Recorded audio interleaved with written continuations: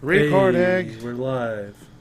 We're live, guys. Holy shit. I mean, I don't know about you guys. I was alive before this. You're live on the outside, but you're dead on the inside. Oh, absolutely. I am nothing more than a reanimated corpse.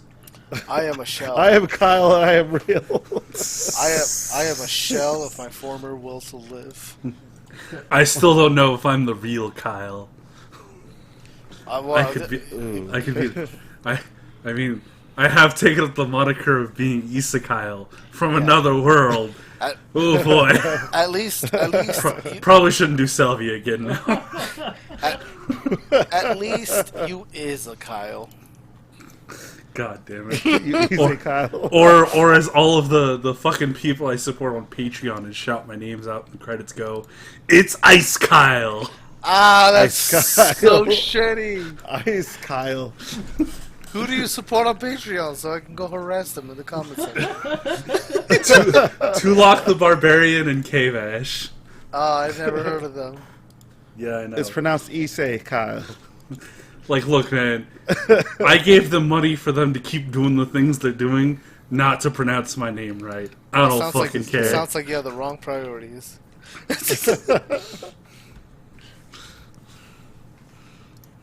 All right, cool. Thank you, guys. Thank you, proud sponsors.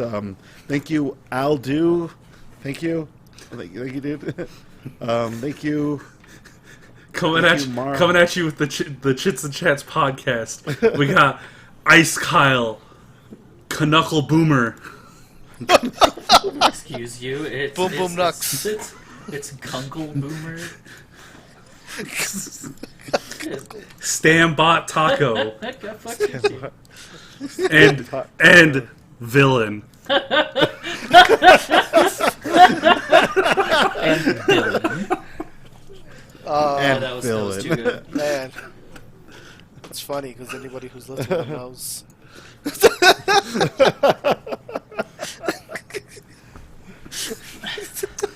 All right, Villain. Since you're the one furthest away from me, why don't you start us off with your week? Hello, everyone. Welcome back to the Chit Chat podcast, the podcast where we chit and chat about everything. For me, for first being a week, my week, anyways. Oh shit, that actually worked.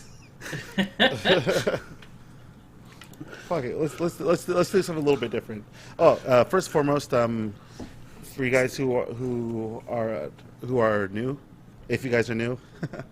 We usually have 5 people here, but Squash is absent today. Yes, he's absent today. Yeah, I'll miss. Dear Squonk, please rest in peace. Dear Squonk, rest in spaghetti.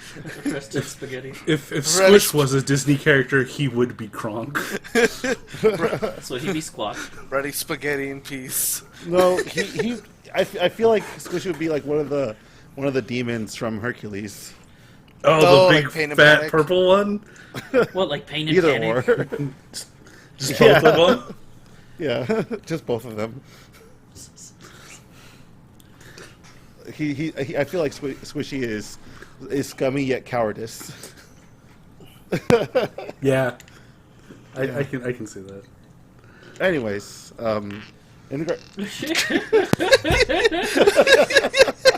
Was that Marcus? Was that Kanoko Farts? No, that wasn't Kunkle Farts. Uncle Fart. That was Axe Cow. Ass What? Axe Cow. What? With your little bottle popping over there. Shit. I didn't realize that was picking up. Yeah, I Might thought as that well was finish Marcus off this farting. hypnotic. That was some knuckle poops. No, All right. it was Ice Crunk. Ice crunk. All right. So, in regards to weeks, I think I mentioned that I started playing Hades. So far, I have made no progress in it whatsoever. I've beaten Pikmin 3 on the Switch. yeah, I did not think that I'd beat Pikmin so quickly. I started playing Brave Fencer Musashi again, and ooh, that game! I have fun with that game, but at the same time, I find just a lot of bile. I want to say just because that since I'm going in new, I don't know what to expect, and the only thing that really irks me is my own incompetence in said game, and I'll let you know that I am excited to see what happens from here on out, because that last playthrough, I just Where are you at currently in the game? I just got the flower.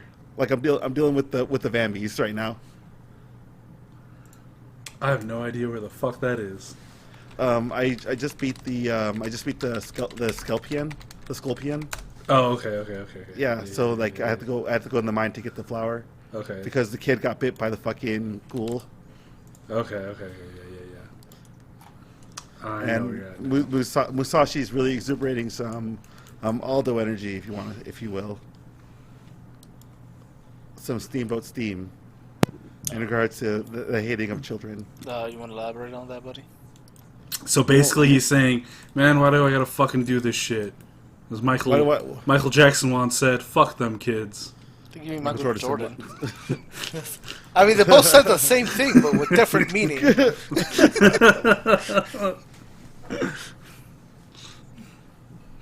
But other than that, fuck, what else? Caught up with Digimon. I watched redo of a healer with Knuckle Bomber here, and we had some talks about it, and talks that are definitely not for the podcast. But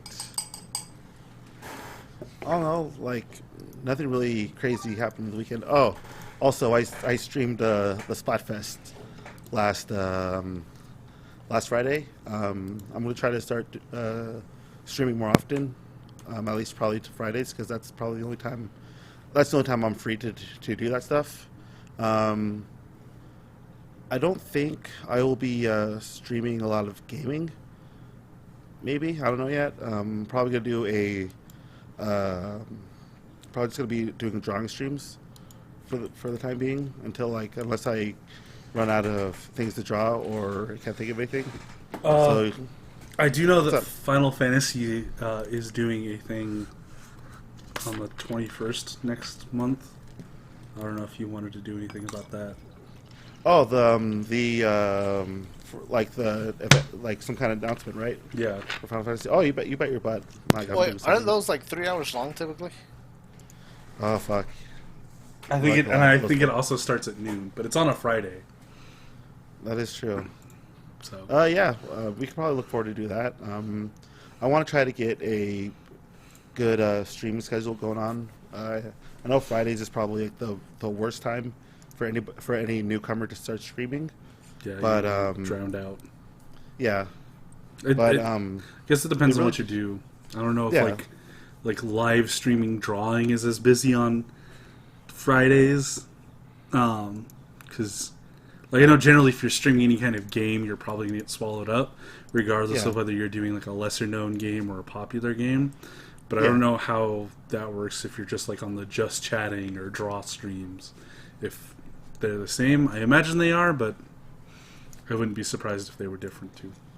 Yeah, and like I said, this is probably gonna be the biggest hurdle is just trying to make sure I don't drown in anything. But hey, like what Aldo said, is just have to keep at it in order to to get a following and whatnot, and for people to notice.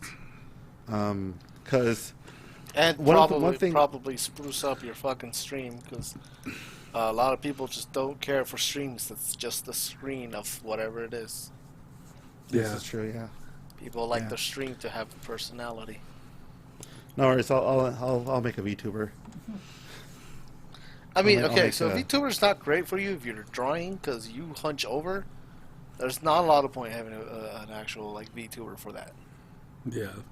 Also, the way you have your setup is not really conducive to VTubing. So you're gonna have to work out a few kinks there, bud. Yeah. And, no, hey, You're gonna have to do some research. You can't just fire from the hip with this one. hey, man. I am well aware of this one, and I've been doing my fair share of research right now. First thing I'm doing is actually looking forward to doing the whole setting up a model and whatnot. Like not really like the 3D, but like the 2D one.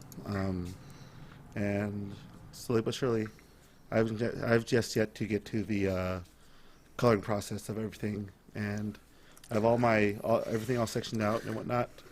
And that's one of the reasons why I've been looking for another camera as well. So, like I said, slowly but surely. Oh, oof.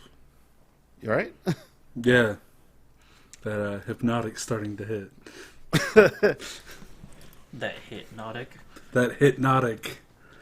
Are you firing from the Uh. hypnotic?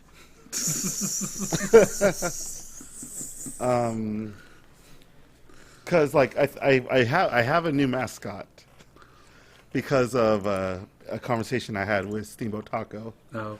that I want to draw. Did Southpaw have to retire? No, shut up. Southpaw's forever. Southpaw for life. Southpaw's a way of life. The sovereign state of Southpaw will never die. Oh, also, I will transfer this to Aldo, but the other day a certain Steamboat Taco ordered a manga, and now I will hand it over to Taco. Yo, let's talk about let's talk about dog. You can feel free to bleep me out here, buddy. Let's talk about dog. or as the book so rightfully breaks the fourth wall at. It says, you probably can't say this because you're probably white, so you can say dog ningen, which just means Dog dog ningen. man. Man. But it's it's a manga. There's only one volume out. It's about a half man, half dog thing. Who was born because his father raped a dog while he was drunk once, and now he wants to get revenge. So he's gonna find his father and rape him. And the first enemy he fights in the manga is a dude. What was his name? I think his name was Zero or something like that. I forgot. Yeah, it was like it started with an N, I believe. Oh yeah, something. I can't remember what it was. Yeah. But he's a mercenary who just wants to draw. But he gets his what happens to him when he fights dogs? Oh yeah, he fights him with the dark. He fights the dog. Yeah, he uses his special attack, Dark Fang, and bites his dick off. Oh man, that is listen, all right. If I'm being totally freaking blunt, the whole book is kind of mediocre, but the premise alone is like 10 out of 10.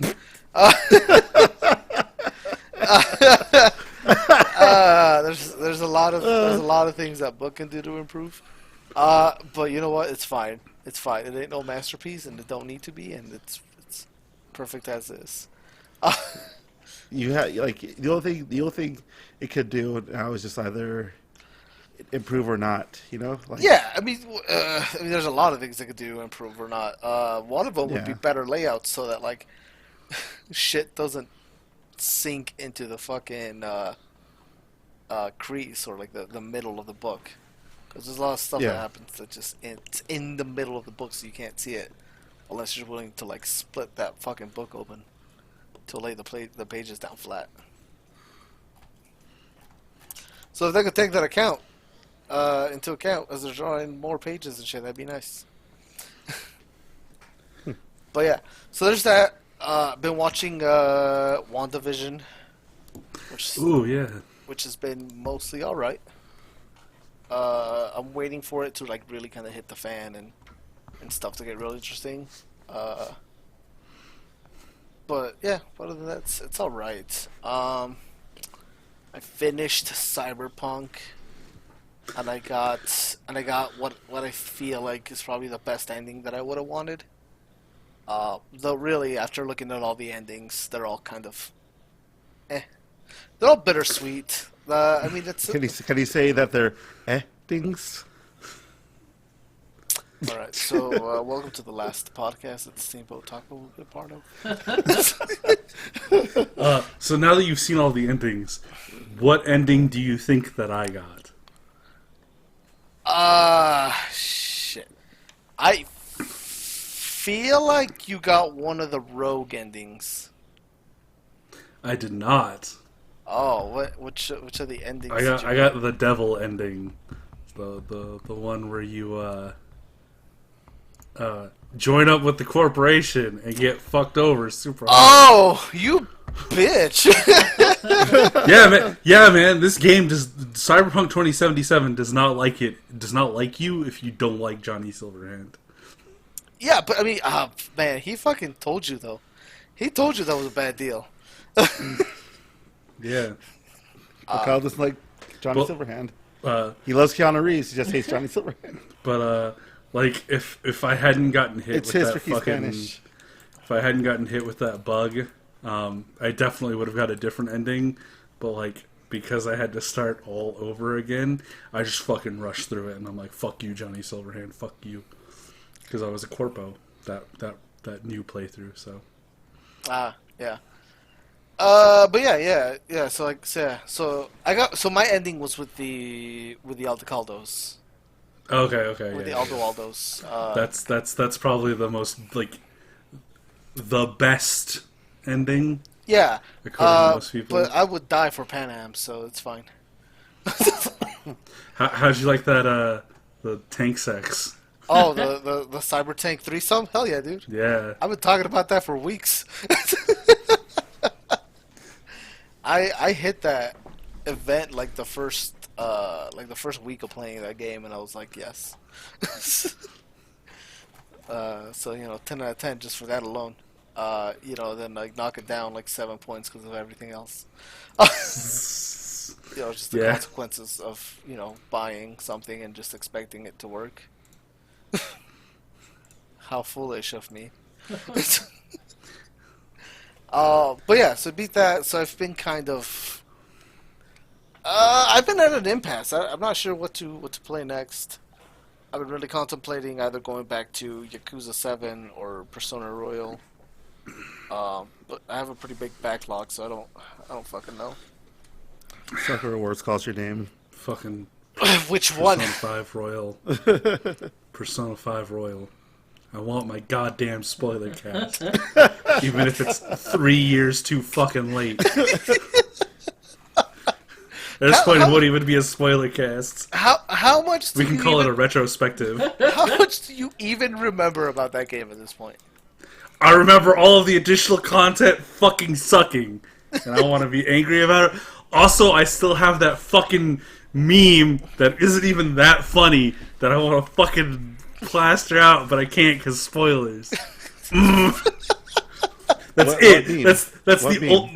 I can't show it because it's spoilers. Send it to me. Okay. Like, show me. Like message me. I will thing. send it. I will send it to Villain.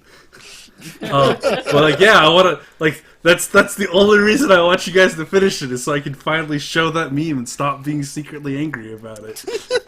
All right. I'll try Persona 5 Royal.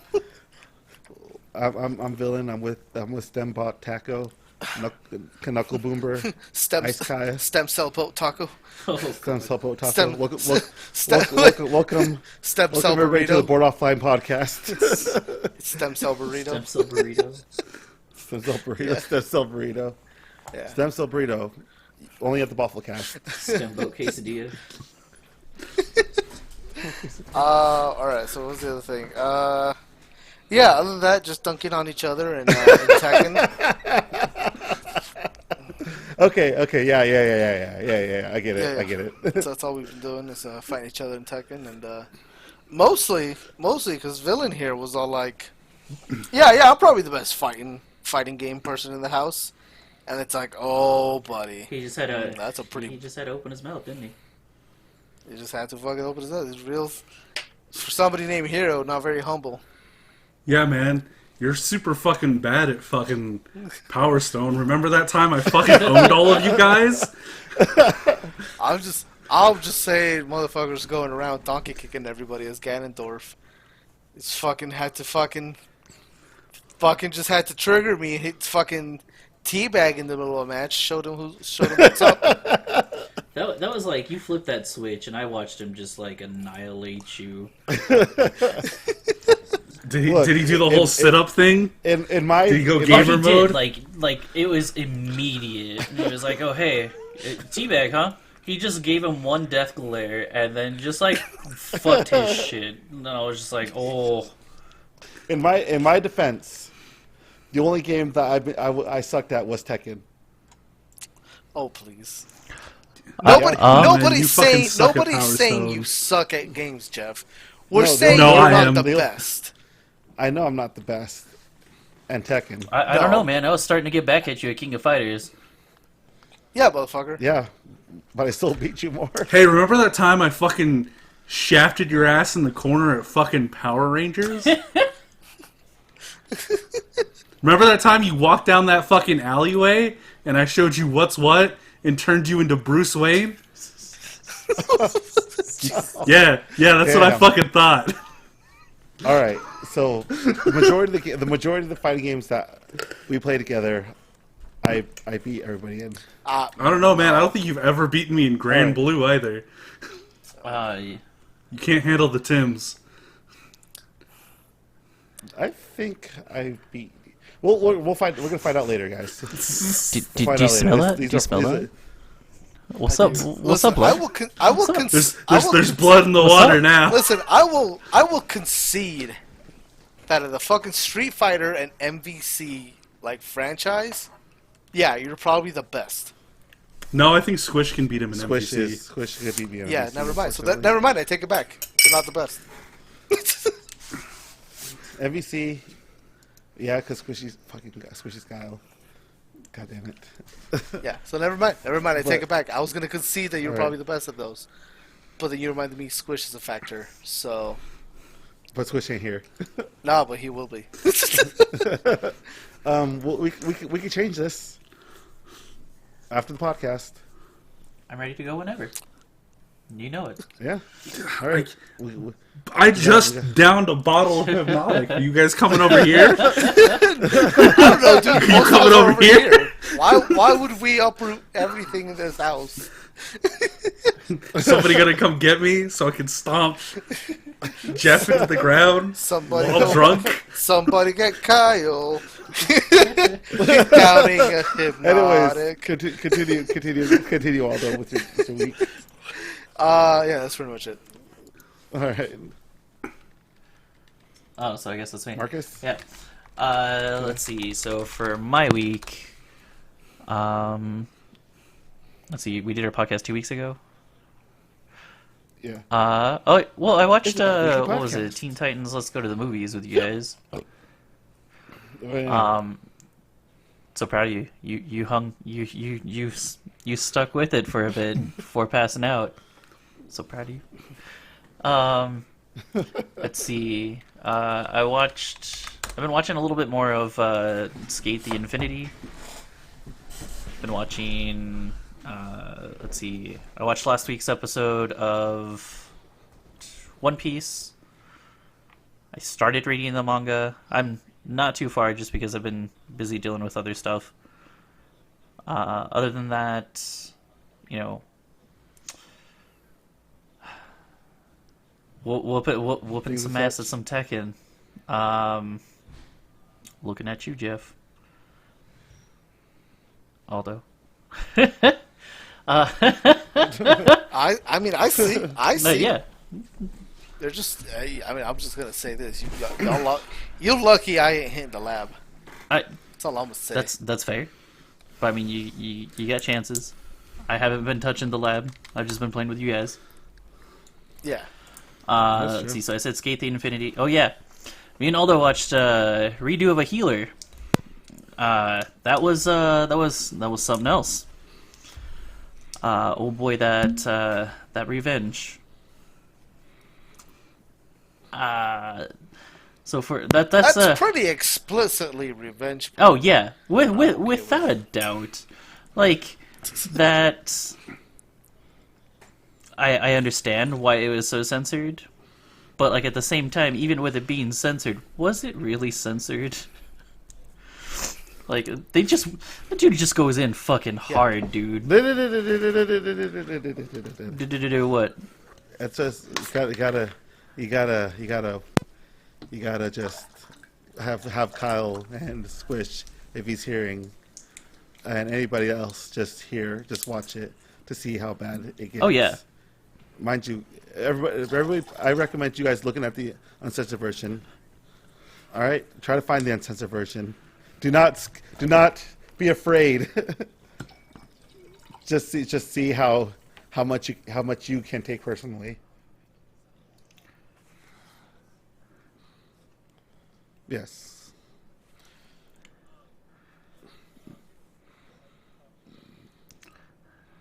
Yeah.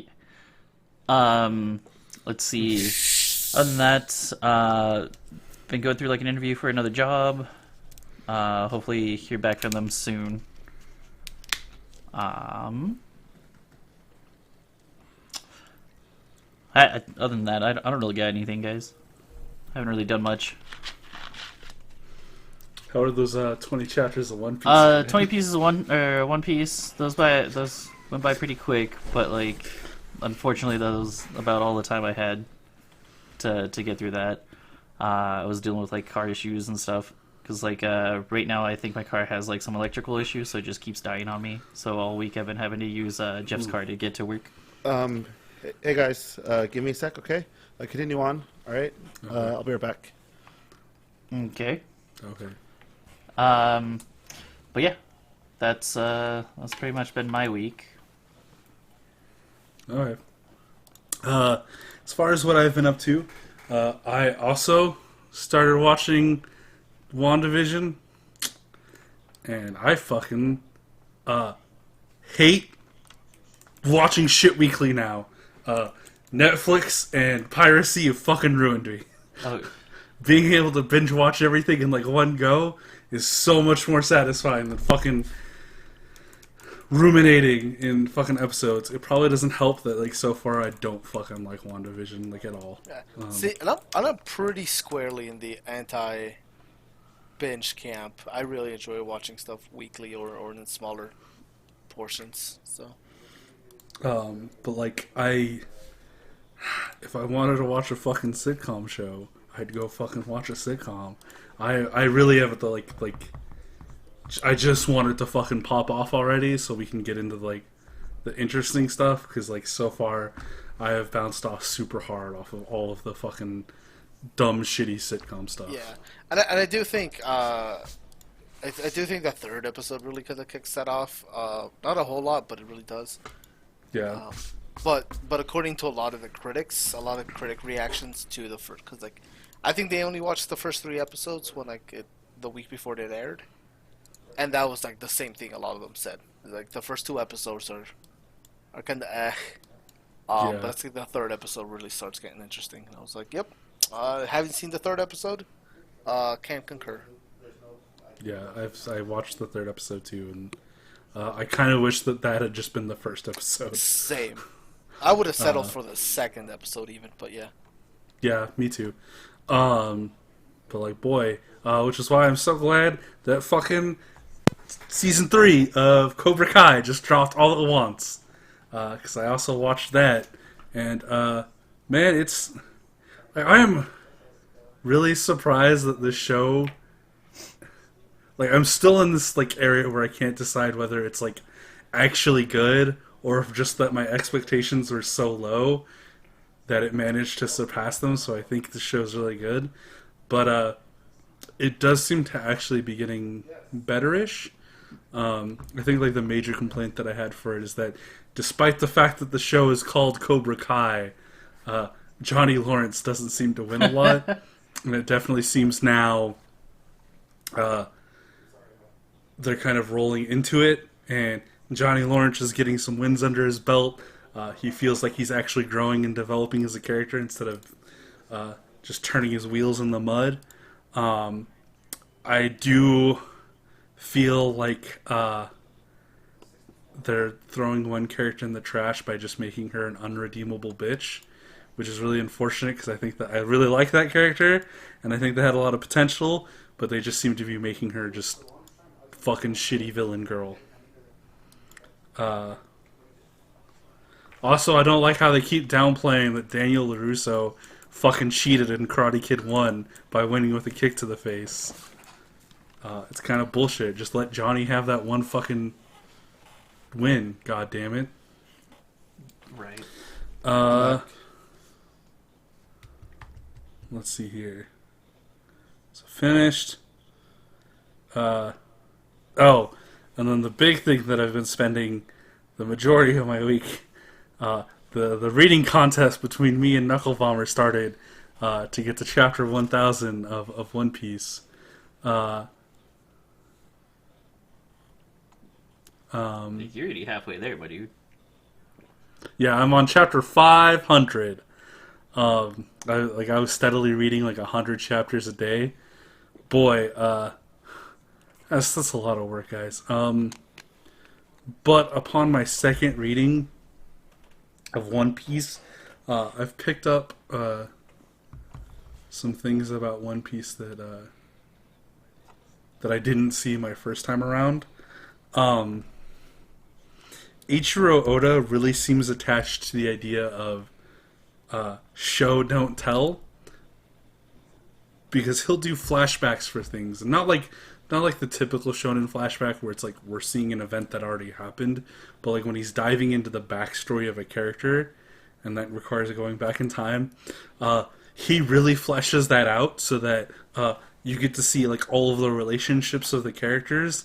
The problem with that is that sometimes it's the relationship to a character that you don't fucking give a shit about, and you just want to get back to the part where Zolo is fighting samurai style with some other sword dude. But no, we have to learn about fucking Usopp's relationship with the fucking giants and their backstory of what happened like 500 years ago and why they're fighting, and like that's really cool, but I don't need like 8 chapters about it, Ichiro Oda, please.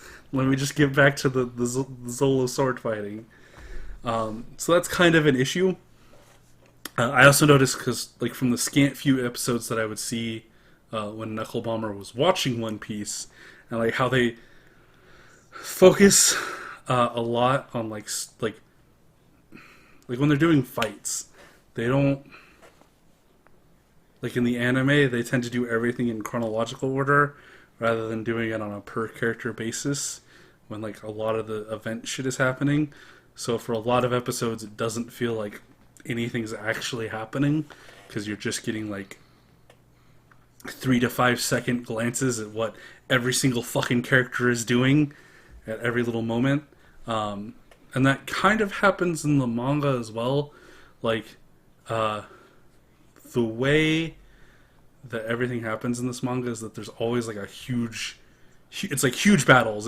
It's very rarely like the Bleaches or the Narutos where you got guy 1 fighting guy 2 and they do their battle. It's like, all right, here's the Straw Hat Pirates, here's some giants, here's this other gang of pirates that are helping the Straw Hat Pirates, here's the Navy that's getting involved, here's the actual bad guy group that the Straw Hat Pirates are trying to fight, and then here's like 2 or 3 groups of side characters that are just watching the entire conflict, and it makes for like a really big mess of storytelling, as well as like there's just a lot fucking happening in this manga, and a lot of the times it's really hard to keep track of everything.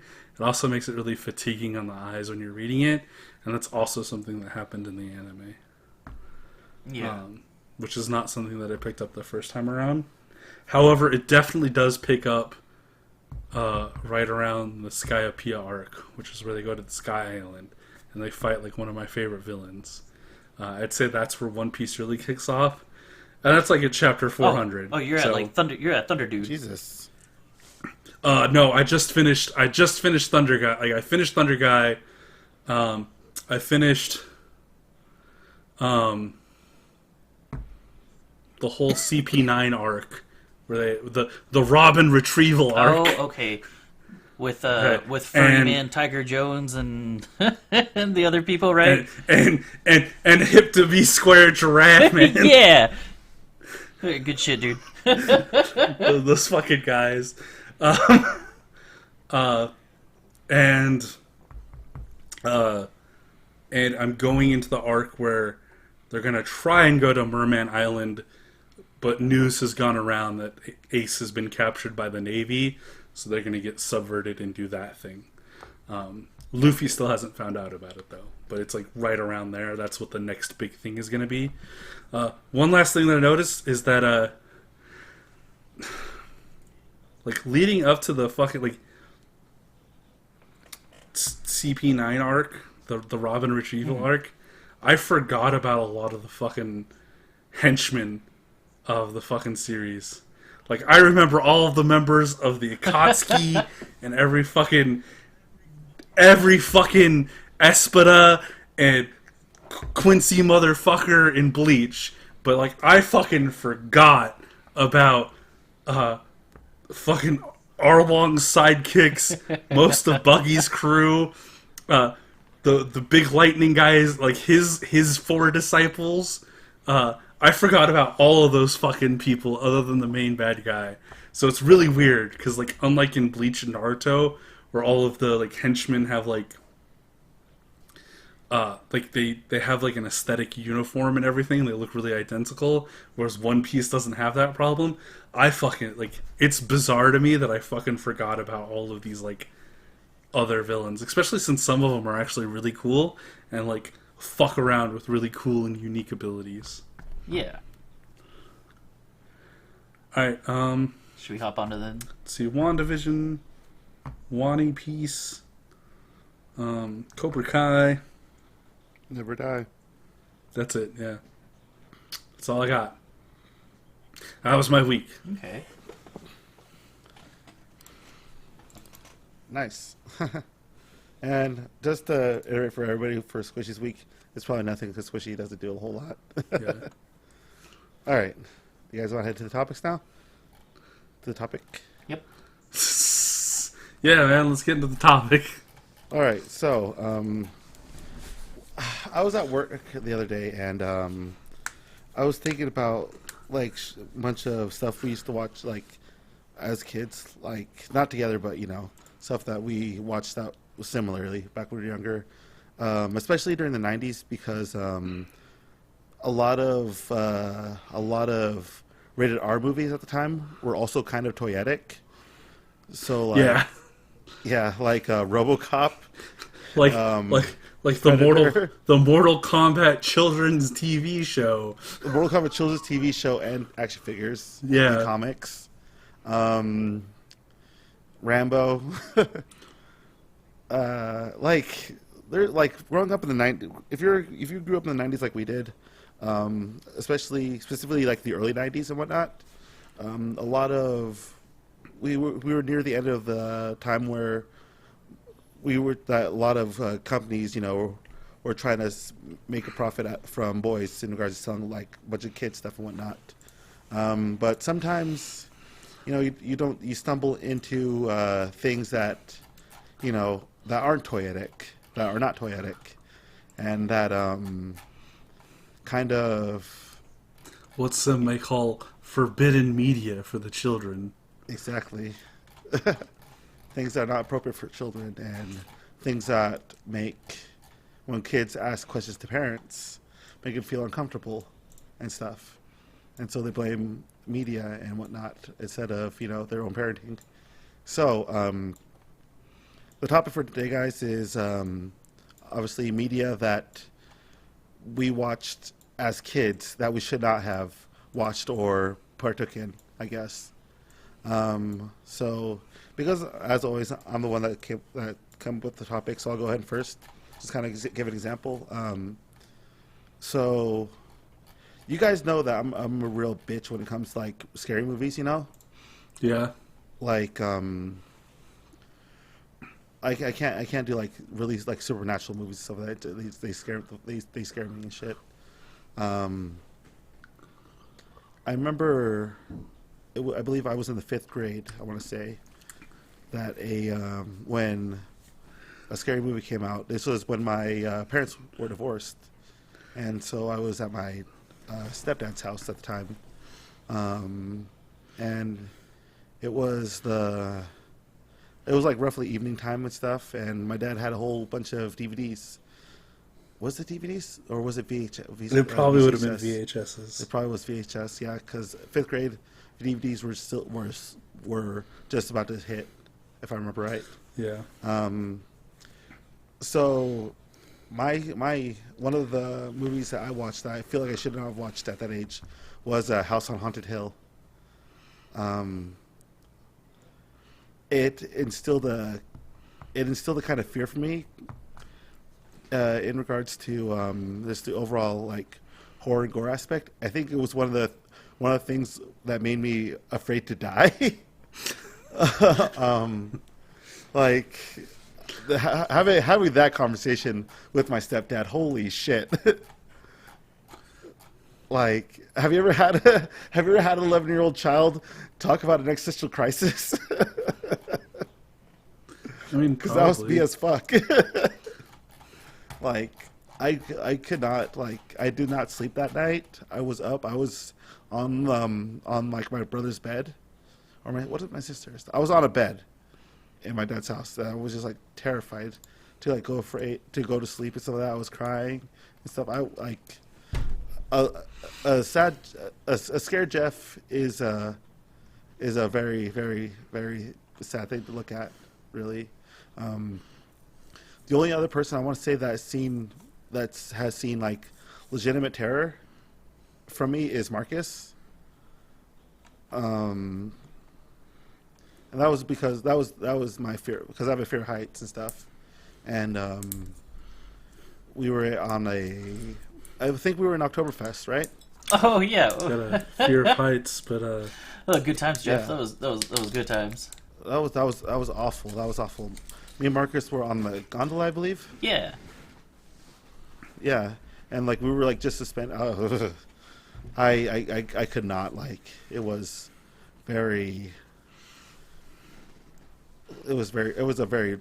not a fun time. Like, no matter what Mark says, it was definitely not a fun time for me. Like, I was so scared. Another slew of series that was another instance of things that we should not have seen when we were younger, and it also goes in part with making things kind of toyetic, if you will, is Tales from the Crypt. Oh yeah. I remember watching Tales of the Crypt. Tales of the Crypt was, but it was That shit was though. cool. Yeah. Yeah, it was awesome. Like, I mean, it did have its moments where it was like really fucking scary for me. I think there was one of the episodes where like, you know, like some scary movies or whatnot, when they do the ghost thing, they do like the twitching, all that stuff, or like the really rapid frame rate movement and stuff.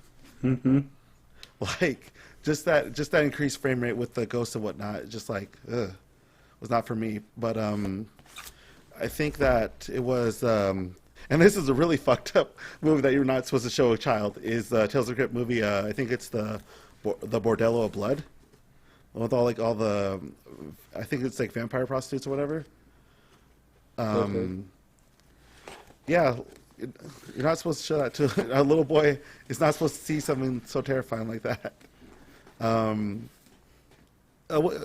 away from terror and going to something more like dramatic, I want to say.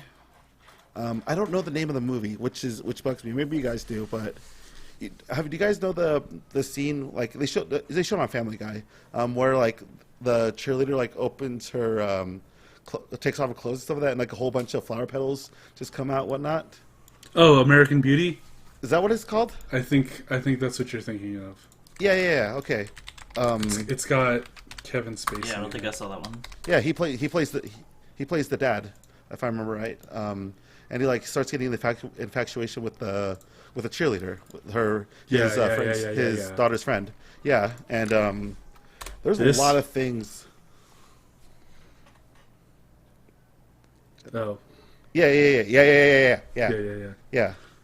Like, there's a lot of things that happen in that fucking movie. Like, you got the instance of that, the relationship between, like, the dad and the cheerleader.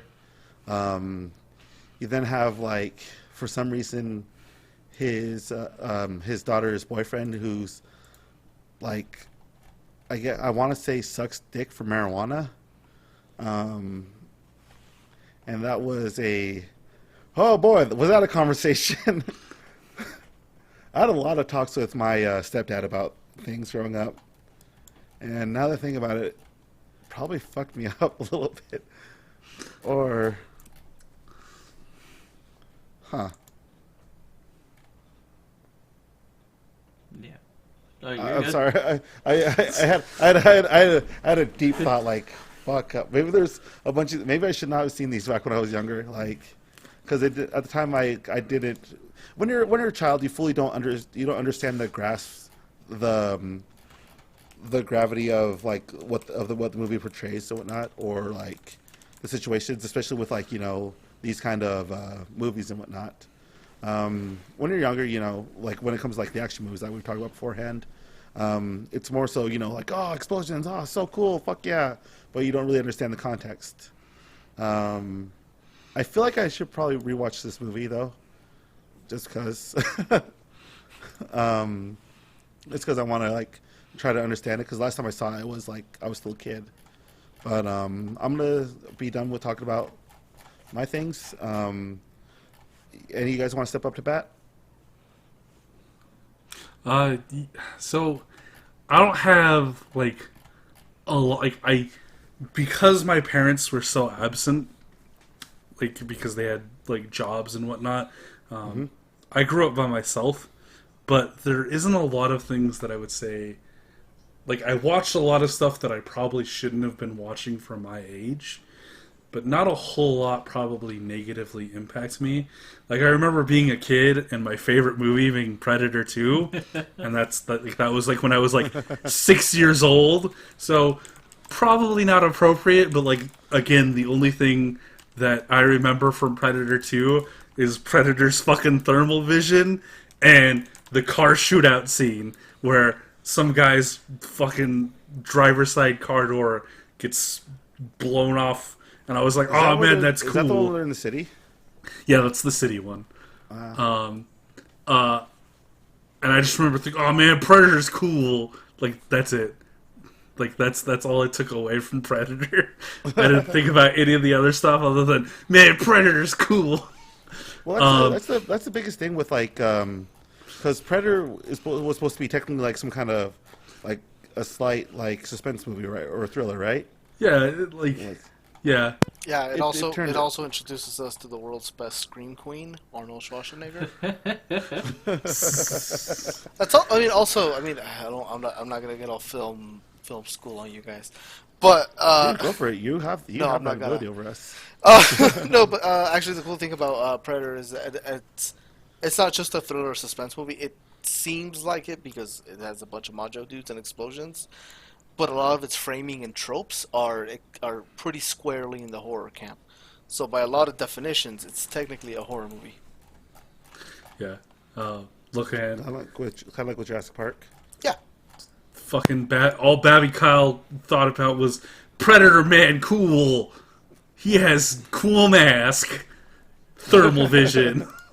I remember playing like Resident Evil with my older brothers.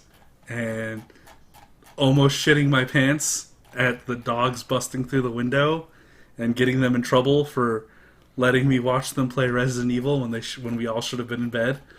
That's probably why they beat my ass at Street Fighter and wouldn't let me fucking watch Are You Afraid of the Dark? But like that, that probably gave me nightmares as a kid for like a few days, but then I was fine. The only piece of media that I definitely should not have seen as a child that like fucking stuck with me for a super, super long time was like when I was like 3 years old. My parents had put me to bed, but they were watching Stephen King's It. And for whatever reason, 3-year-old Babby Isekai was like, I gotta watch this shit. So I had somehow commandoed my way back into the living room. You did a Rugrats? Yeah, I did a Rugrats, and I was like commando watching Stephen King's It underneath the coffee table. And of course, fucking Murder Clown does what Murder Clown does best, and that fucking shook me to my Babby core. Like, I could not even like stomach the idea of watching Stephen Curry's Pennywise for the longest fucking time. Like even like seeing the image of Stephen Curry like Pennywise clown would like cause my stomach to turn, and I would get like really pale, and I couldn't watch it. And like I had a huge fear of clowns like up until like I was like 8 or 10. However, that one moment is probably what also led me to like Batman so much as a fucking child. Solely for the fact that he was a guy that punched clowns. So that makes him cool. It's funny because you hate the opulence so much. Yeah, I hate rich people. It doesn't matter. Because on the tier list of greatest evils, it goes clowns, then rich people. So the friend of my enemy is my friend. So just if Jeff Bezos was like, no, but I've started this foundation to hunt down and murder clowns, I'd be like, guys, Jeff Bezos isn't that bad. Come on. Who cares if he's exploiting his workers? He's getting rid of a menace to society. If there was ever a clown-themed superhero, I would be his J. Jonah Jameson. Is there? I'm gonna look at this. There probably is. But yeah, Stephen Curry's Pennywise, I did not like. Also, like being as a kid who had internet access and absentee parents, I got to look at a lot of fucking porn, which probably shaped some unhealthy ideas in me. But like, I feel I've moved past that a whole bunch. Really, honestly, I think the most damaging thing for me as a kid is watching edgy anime boys and thinking, yeah, those are ideal personality traits. I should act like that. Unironically. That was probably the most damaging thing to me. What was the first time you watched Akira? The first time I watched Akira, I was like 11 or 12. So like... And I almost, like, I fell asleep through it, because, like, I didn't fucking get it. I was like, at that age, I was like, yeah, Dragon Ball Z, Yu Yu Hakusho.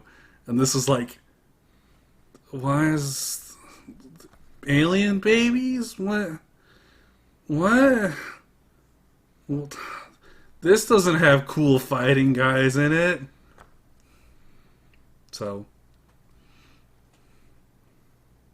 I feel that. Alright.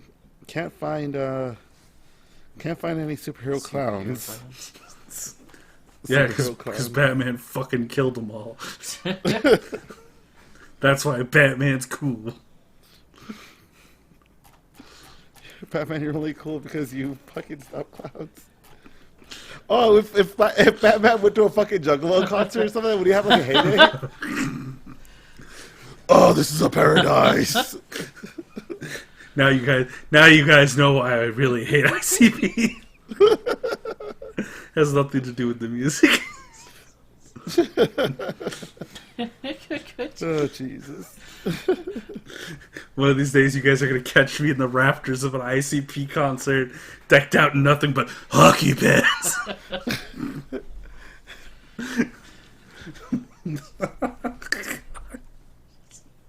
Yeah, like fucking, no clowns. What about you, Knuckle Bomber? Let's see. So for me, my cousins, like my older cousins, like to show me a lot of horror movies when I was younger, right? So, Dolls absolutely fucking terrified me. Like, are you talking about like Yeah, porcelain so dolls? like specifically like porcelain dolls, and then you would have like Child's Play, right? Like the dolls that like you move them and like their eyes like open and close and shit like that. Yes. Oh my yeah, God, like like, stuff can I like tell you- that. can I tell you- Yeah. Like Marcus, What's up? Can I tell you quick? Like, I don't want to derail this, but like, back when I used to work at the old folks' home, right? Every Christmas, they set up these dolls, like porcelain dolls that like move and stuff like that. You know, like just like slowly like turn left and right, move their arms up and down. What the fuck? So yeah, I used to do the morning shift, which was like from 6 to 12 or whatever. So every time I go past like to the corner of the hallway, it looks like they're turning away from looking at me or noticing somebody's there. It's so fucking terrifying. But continue. So yeah, so there's a whole bunch of horror movies and stuff like that, right? So I had no business watching like Nightmare on Elm Street, especially like what was it, Friday the 13th, because of the nudity and all of that. Yeah. So I think I was like eight or so, somewhere around there, and I was over at my aunt's and uncle's house. Same, like with the same cousins and everything. The cousins were gone, and my uncle's like, "Yeah, you like cartoons, right?" I don't know if you guys ever saw the like the 1985 Vampire Hunter D movie.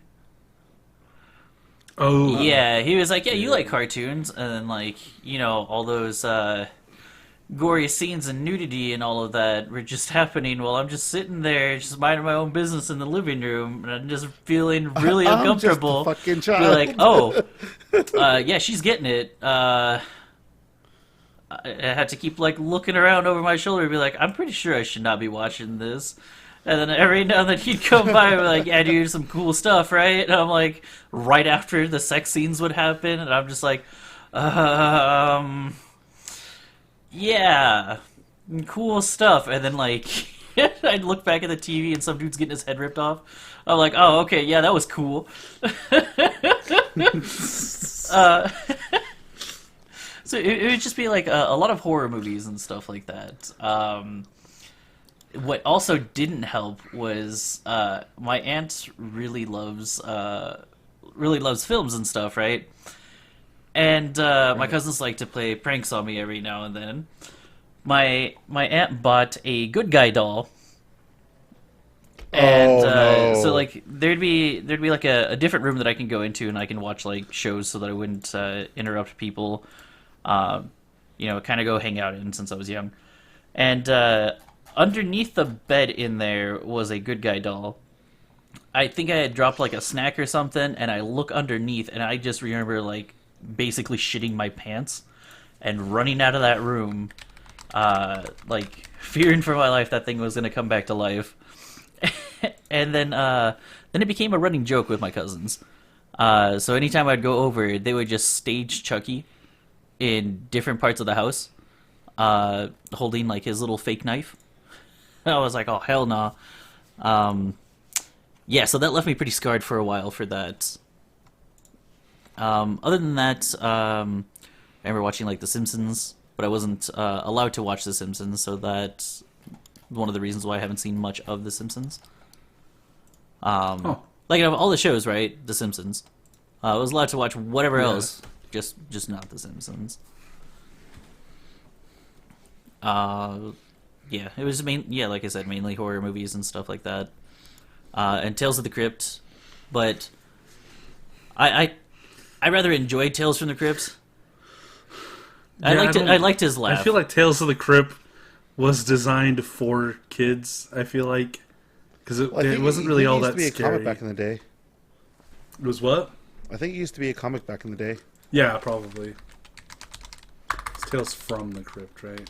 Well, I know that they censored it on back when they used to show it on Fox here in Utah. like right after it came after Mad TV and stuff. But the HBO when it was on HBO was obviously more graphic. Yeah, because I only remember watching it on like Fox News. So yeah. It's originally was on HBO. okay. Yeah. Marcus? No, I'm done. Yeah, that was. All right, Aldo. I mean, I don't really have much else that's different, specifically from like Kyle. Like my uncle made me play Resident Evil, in the dark. One time when I slept over, in the dark, and he had like a little surround sound system. So like at 2 in the morning, I'm sleepy, I'm tired, I just want to go sleep. He's making me play Resident Evil. And the dogs happened, and I screamed like a little girl and almost shit myself. Also, my parents were like, it's a scary movie. And I was like, I can do it. I handled Resident Evil. No. No. Could not. So that fucked me up. Yeah, Tim Curry's Pennywise is... Yeah, that fucked me up pretty good for a while. Let's see, what's the other one? Oh yeah, Ninja Slayer. Ninja Slayer, I'm not gonna say that one fucked me up, but it messed with me. I probably should not have watched that when that was a thing. Or when I was a child, I guess. I don't know. But yeah, so, I mean, I don't really have a whole lot to add. Yeah.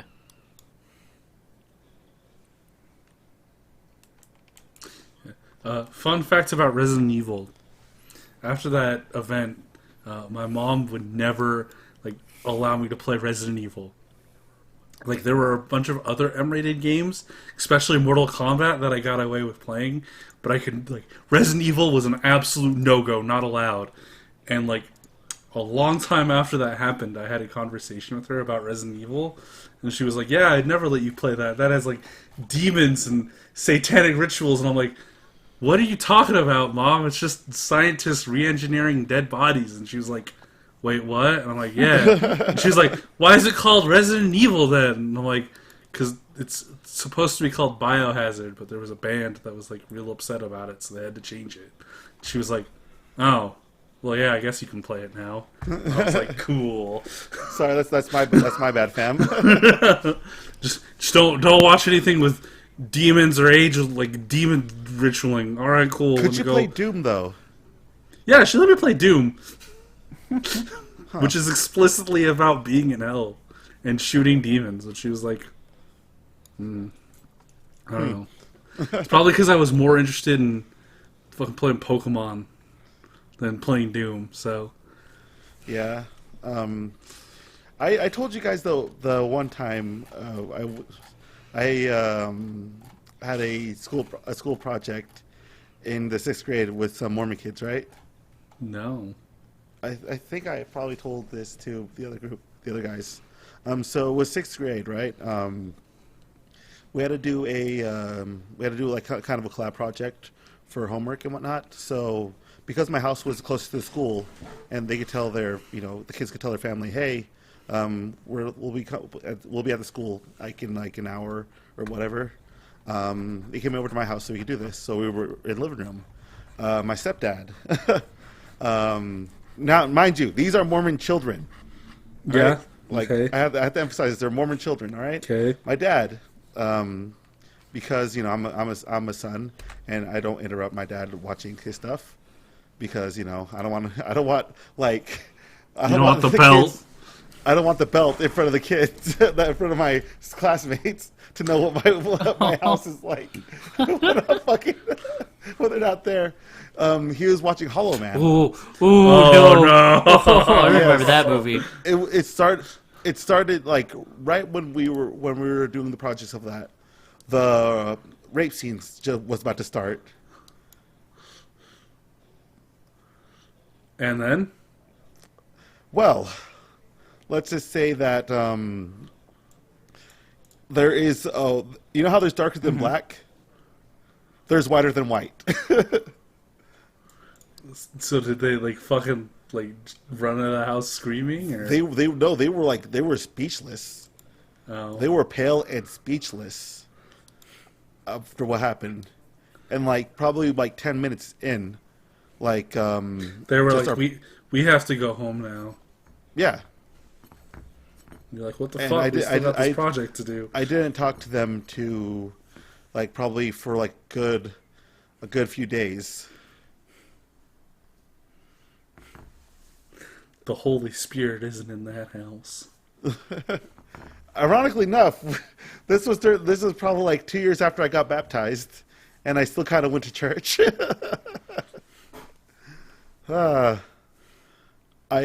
apologize to those kids. I saw one of them. They seemed all right recently. Yeah. Hey, you remember when you were at my house and my dad watched Hollow Man? Did that fuck you up?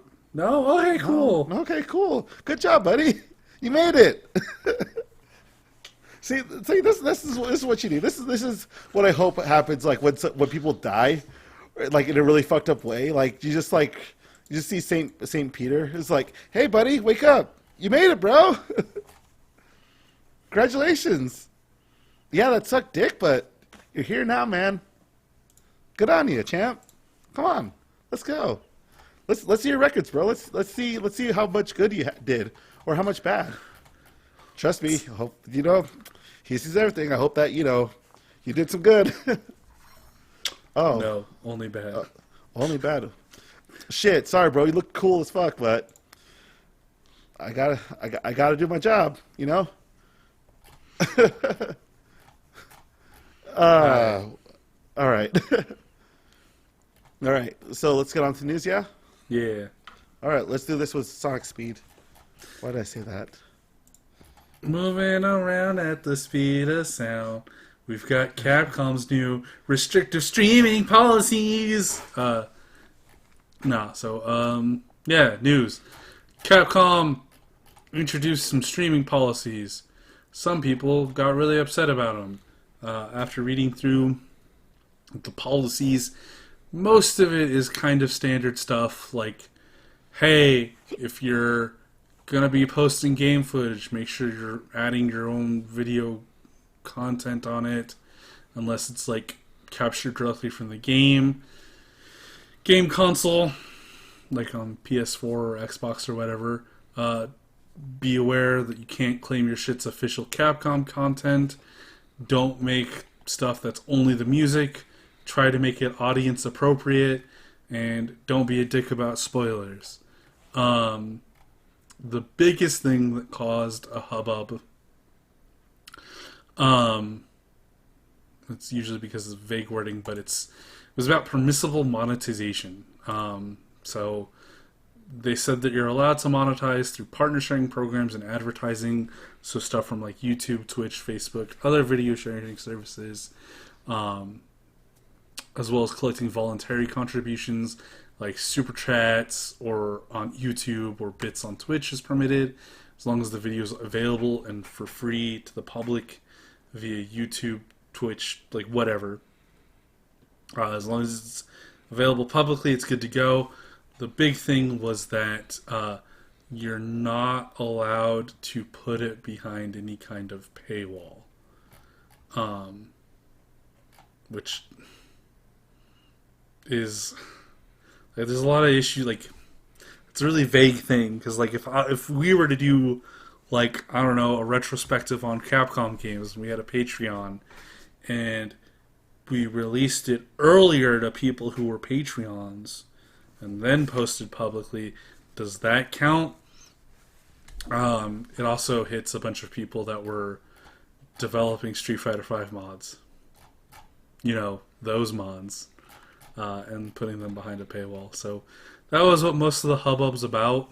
Well, like, the thing is that it's not just... it seems like there's also just a big copyright law that's going on in Japan also right now as well.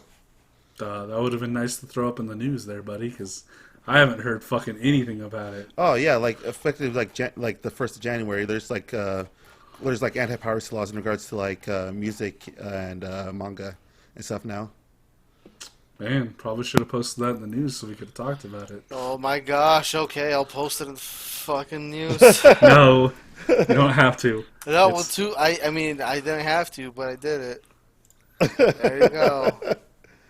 But yeah, that's what it seems like. A lot of it's like kind of collating with, like, because it seems like there's a lot of Japan's going on the prowl in regards to just like going against copyright law and whatnot. Yeah, I think a lot of this is just kind of covering their bases, just kind of being like, hey, like a lot of the stuff you've been doing is cool, but like there's these new laws and Yeah, we're a Japanese company and we gotta. yeah. Well, I well, we don't want to make sure that you guys run afoul. Like, most of this is all, like, really standard fucking shenanigan-y stuff. It seems like almost all of the content that people were already putting out is perfectly fine and acceptable. Obviously, because companies tend to use, like, the most vaguest, broadest wording possible, so that way they don't have to worry about niche situations and they can hit whoever they actually want to hit. It does create some confusion in those like niche scenarios, but like for the most part, like this is all actually pretty straightforward. yeah, I think part of it is also that like, and I don't know how copyright works in Japan because they don't have fair use in Japan, which is Yeah. why like these rules in Japan specifically are not out of the norm. Like when a new game comes out, that's why Atlas like for years has been issuing like those little letters about like what you can stream and blah blah blah and stuff like that. Because that's kind of the norm in Japan because they don't have fair use laws. So like I wonder if one of the things that's similar to our system here in the US is that like if you don't protect your copyright when you do finally decide to like sue somebody for it, you're not taking action previously, kind of invalidates the action that you take moving forward. So like if you've been letting like other people slide and then suddenly you like sue somebody else for it, you have accidentally set a precedent. So I think this is kind of just kind of covering ass. So it's like, listen, this is what's allowed, and like we're being vague about it so that we can like you can do more with it, but at the same time, if we have to protect our copyright, because if we don't, we'll lose it type thing. Maybe. Yeah. I don't know. Like, yeah, that's definitely what it seems like. To your knowledge, Aldo, has anyone actually lost like a copyright defense claim due to not defending their copyright? I don't think it has actually happened, specifically because they have taken action to do that. Okay, because like, I've also have not studied up on copyright law a whole lot, Yeah. so like I couldn't give you an example. I'd probably have to Yeah. look for it. yeah, neither have I, and so it kind of makes me want to be like, you know what? Some of these companies are just using that as like a defense to be real fucking shitty about their copyright, because that may not actually be an issue. Because like I've never heard of anybody of that happening to anybody either, but like I don't know shit about copyright law, so. But yeah, overall, fucking Capcom rolled out some streaming policies. Most of it's fine. I think a lot of people just fucking flipped their shit because anytime a company rolls out any kind of like streaming policies, sometimes they're good, sometimes they're like Atlas and real fucking shitty. In this case, for the most part, it's all pretty good. Yeah, Don't got a lot I mean to say. it's not like I don't know, it's not Atlas rules. Fuck Atlas. But you can't stream past a certain in-game date in Persona. It's like, oh Yeah. really? Okay. Let's see All right. here. Next up. Up next, so Sony released a schedule of PS5 games that are coming out. This year specifically, we got a few noteworthy stuffs. Hitman 3, which is already out. Kena Bridge of Spirits, which looked neat. That That's coming out in March alongside Returnal, which is the super cool old lady in space third-person shooter thing. The one that kind of looked like Dead Space. Okay. Yeah, the Dead Space-esque one. That's coming out. And then we also got some stuff coming out later. We've got Ghostwire Tokyo dropping out in October, which I've said doesn't look good because it's a first-person shooter thing. Shoot a Weird. bang. Yeah, throwing up gang signs to fight ghosts.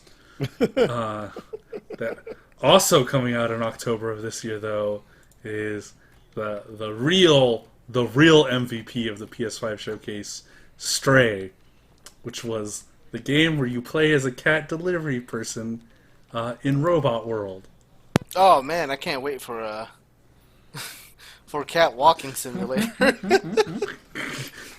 Yeah, I can't wait for this game to drop and then people to be like, "Ugh, this is just a cat simulator." This is just You know what? You know what's also a cat simulator? what?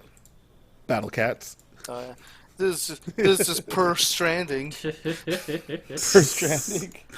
Yeah. Also dropping sometime in 2021, we apparently have Ratchet and Clank and the Horizon sequel. And You mean Horizon 1 Dawn? yeah. The I'll quit your day job, though. the first one was 0. So. Coming in 2023, maybe, is the Mega Man Legends reboot, Pragmata. The fucking Moon game. However, I don't know, man. This game gives me serious deep down vibes. I don't think we're gonna actually see it. Wait, does it give you How long vibes? has it been since How long has it been since Capcom made like a new IP game? How? Fucking.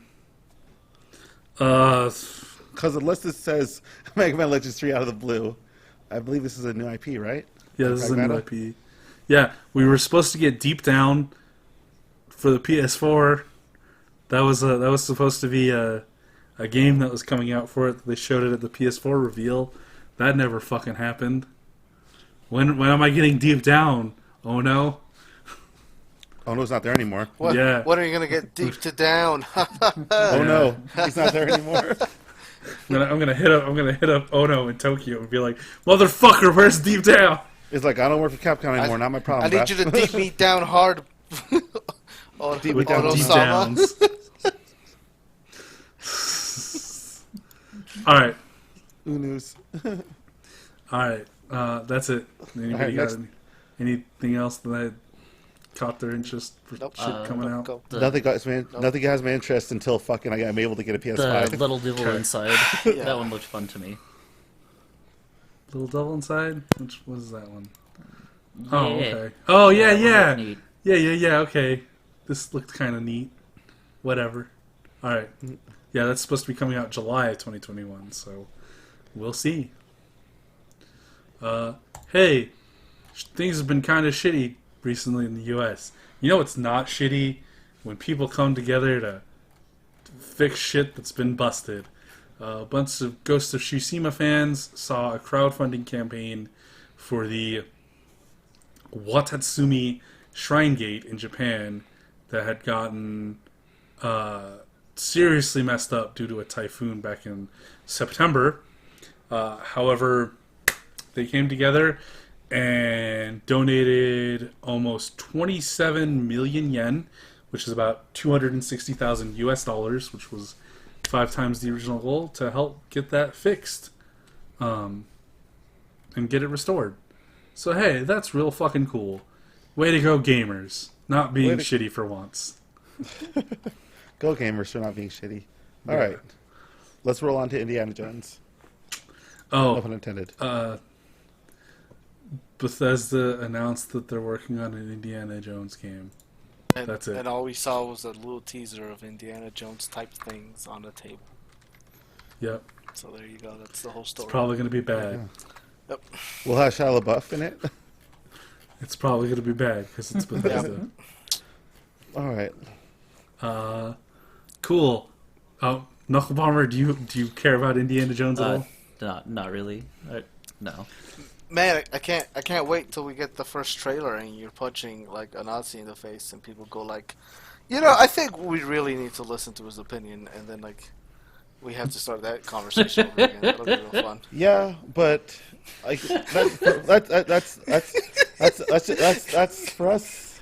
For us, that's a fantasy. I do want to point out that it is the same team that did fucking Wolfenstein that's working on this game. So there's one studio that had expertise in punching Nazis. It's this one. And so, advertising around it too. I fucking loved it. All right. Wow. Yeah, dude. Did you like- miss on that fucking marketing campaign? I did. Dude, they were like their game was like punching Nazis is like it's like a good activity or something like that. Like they were saying shit like that. I'm gonna find this shit and share it with you because it was good and like surprise because the 21st century has nothing if not surprises. Yep. It was controversial apparently. How was it controversial? You're punching Nazis. Well, here's the thing, Jeff. Come on, Jeff. We're not, Jeff, this is the marketplace of ideas. We're not listening. Everyone has the opportunity to discuss their philosophy. Yeah. And shouldn't be responded to with violence at all. Yeah, Jeff. Maybe the problem is that we're not listening to them. Maybe we're not giving them a platform to express themselves. And we're just judging them. All right, For fuck it, being whatever. Nazis. That's There's good. Well, there's well- good people on both sides, as our dear ex-president once said. yeah, but that's their fantasy. Yeah, fuck Nazis. Yeah. Fuck Punch them in the dick real hard. Do your civic duty. Yeah. Anyway, enough about punching Nazis. Let's talk about some real soldiers. Dude, like fucking- the first soldier, a trademark. Oh, I hate you, though. Did you like that segue? Good. Fuck you. Did you like that smooth slide? Yeah. Oh. That cha-cha real smooth. Oh, sorry. So like apparently one of their main slogans. One of the main slogans for Wolfenstein 2: The New Colossus was "Make America Nazi free again." Sick. Yo. Yeah, it was good shit. All right, so avoid the final solution, get to the Final Fantasy. Yeah. So, Square has filed for some trademarks. One of them being the first soldier. Second one being for something called Ever Crisis. This is evocative to anybody who played one of the PSP's only good games, Crisis Core, which was a prequel that focused around best Final Fantasy VII character Zack Fair. So it's possible that we may be seeing some sort of remakeable, since I don't know what the fuck Final Fantasy VII is anymore now. So is Gak going to be in it? God, fuck no. God, I hope not. I hope not. I hope that motherfucker. As much as I like him because he trolls interviewers.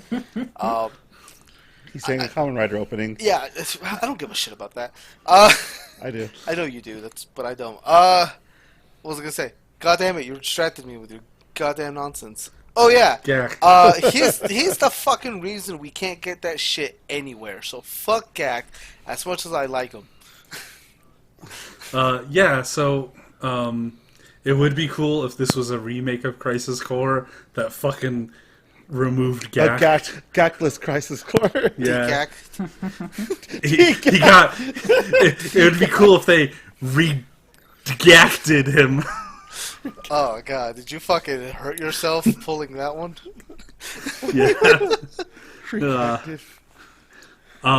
They also did, Gacinated.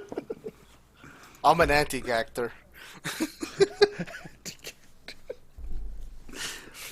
they also... First Soldier is kind of a reference to Sephiroth, apparently.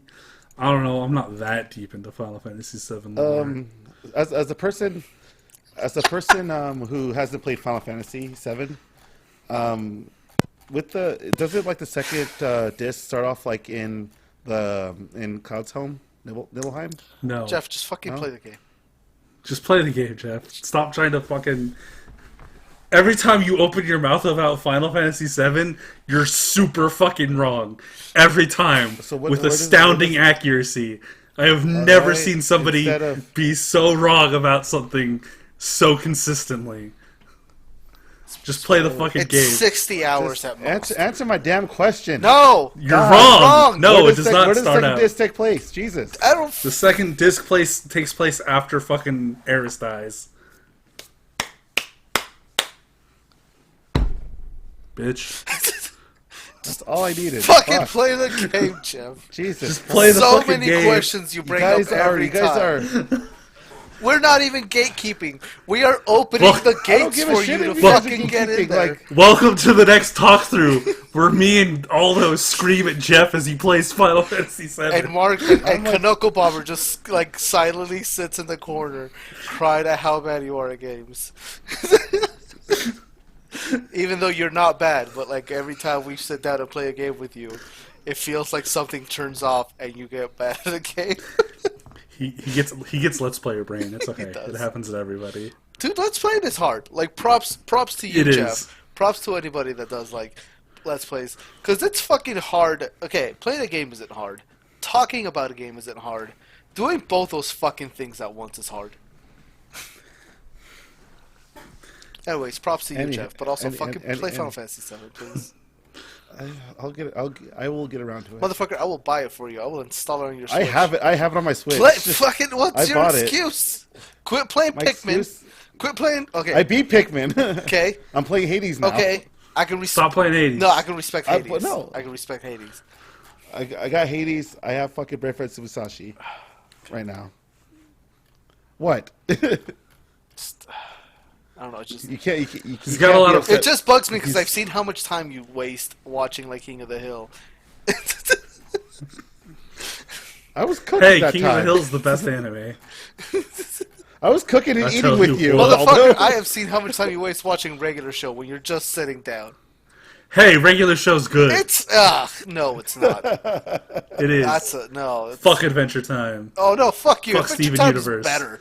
No, let's fucking fight right now. Fucking put him up. No, we don't have time. I'll die on I this don't- hill. Final Fantasy. All right, Final That's Fantasy. all we had to say about Final Yeah. Fantasy. Anyways, Jeff play Final Fantasy. Okay. VII. Okay. But speaking of things that are still okay, going to here. make me and Aldo fight, wait, hold on. Let me make sure I'm going to say this. Okay. Yes, I you're actually on. thought about solo acting Final Fantasy VII because I kind of want to dedicate the rest of the year to playing PlayStation games that I haven't got around to. So after Brave Friends Musashi, I will be playing Metal Gear Solid. Okay, listen, then, listen. Okay, hold on. What's up? Metal Gear Solid is fucking great, Yeah. but you should Don't fuck it up. no. But you should play Final Fantasy VII before you play Metal Gear Solid. Yeah. Okay. Anyways, keep going. Anyway, things that are still going to cause me and Aldo to fight. Man, so, like, Mario got this new fucking power-up that makes him turn blonde, and he's got spiky hair. That's neat. Okay, so it doesn't turn blonde. He just becomes a lion. it turns the hair on his fursuit blonde. Marion. And, Marion. and he gets really spiky hair, and he glows. His catsuit, his fucking fursuit does it. Oh, well, that's definitely not an indication of anything that's going to happen with Super Smash Brothers. I mean, we're not because the fucking original roster hasn't been fucking updated in like 12 iterations of that goddamn game and patches. Like, yeah, sure, fucking Byleth is interesting as fuck, and I love that character. But fuck Mario, just still having the same basic ass moveset he's had since fucking Brawl and Melee in 64. Here I am. Yeah, you're definitely right. I Just mean, playing a Sonic. the only way that we would see any kind of Got places to go. iteration like this is if they had like another character that they could add to the roster who also has spiky blonde hair and that glows gold. Swear to God. I don't know what No. I don't know what any other This character is that not would be an in media indication. though. We have Sonic already. We have Sonic already. Who needs a better moveset? Yeah, it's, But they don't update roster characters, so I guess they just have to pick a character that would already innately have a better would have to- moveset. we'd honestly that's have to wait to more see suited what to happens. fighting. But I don't know of any fighting type-esque character Oh, dude, Benimaru from King of Fighters. that has spiky blonde hair Benimaru. that glows gold. Jeff, Benimaru doesn't have... Jeff, I appreciate what you're Benimaru's doing, like but you're over whitish your hair. head here because this is too fucking. This motherfucker never gonna make it. Never gonna get it. I'll give a Real shit. for Mario fighting. Look, say what you will, but I'm never going to give Goku up. Oh, I'm never going God. to let him down. Also Naruto. Oh god, listen, man. Gaku's never gonna make it into fucking Smash. I'm gonna be so fucking angry. Can we stop talking about Goku? If the last character, I if the love last fucking Goku. character added into Smash is fucking Naruto instead Naruto of is- Goku, I will fucking flip my shit. I I will fly to Japan and personally murder Sakurai in the most vicious, cruel hate crime that this earth has ever Oh witnessed. God. Goku causes hate crimes. Okay, but what if it's Catsuit Mario? That's fine. Marion. Marion. Why do you keep calling him Marion? Marion? It's Mario. Because It's not Mario- Marion. No, Mario Lion. Lion. Anyway, so the next story. Yeah. So speaking of bright yellow things that make me and Aldo angry at each other. How about two things that make you guys hold hands? What? No. Shut up. Yeah. No love, only hate. Holy Hey, remember that game that everyone really fucking loved that came out and was super fucking bad? Which game you're asking? Oh, well, Cyberpunk 2077. Oh, of even the course. game with the worst color scheme for their fucking advertising. I now have a God, bright yes. highlighter yellow case next to all of my fucking games. I'm so glad I just don't have it on Steam. Like even Anyway. even fucking Yakuza 7 like toned it down a little bit and they did like little mustard yellow. And that shit's a lot more palatable than that fucking highlighter bullshit. Anyways. Yeah, so the founder and co-chief executive of CD Projekt, Co-chief. I think that's how you co-chief Co-chief. executive. CD Projekt Co-chief. Red. Or no, just CD Projekt. I don't whatever. They came out with a video that was like, "Hey, we're really sorry."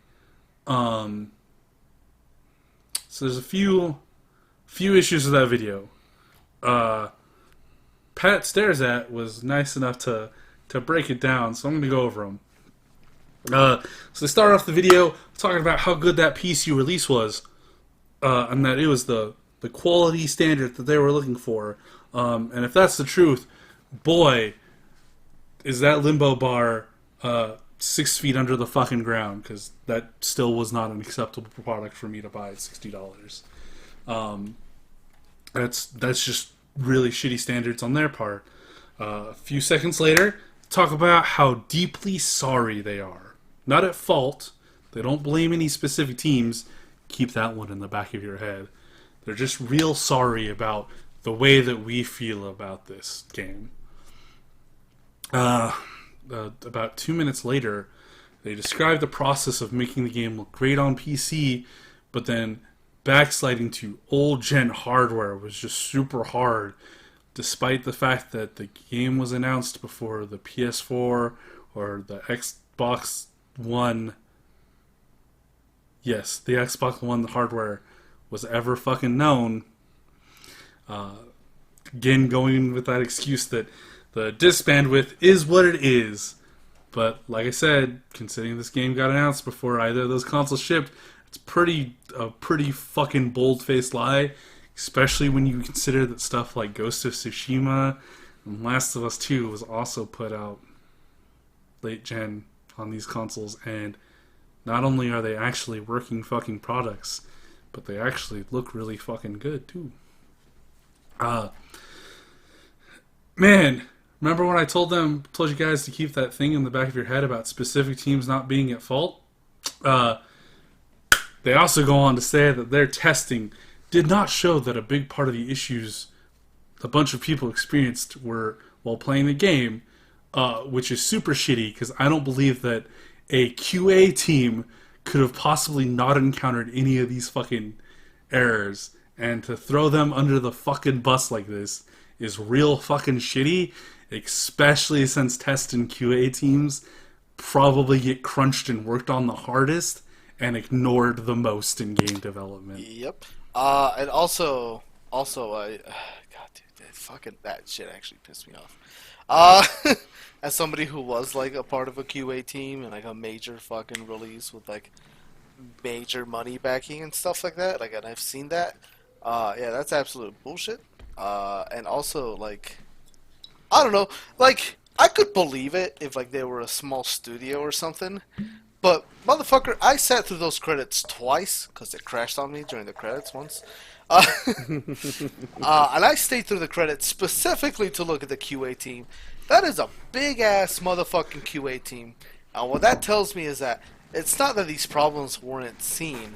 These problems were ignored by higher-ups, because I refuse to believe that any respectable QA team or teams of this size we're not able to see a report of this, and that just feels like such a blatant lie and like buzz throwing. It's yeah, it's not. It's pretty fucking distasteful. The fucking chief executive of Cyberpunk 2077 would pull this shit.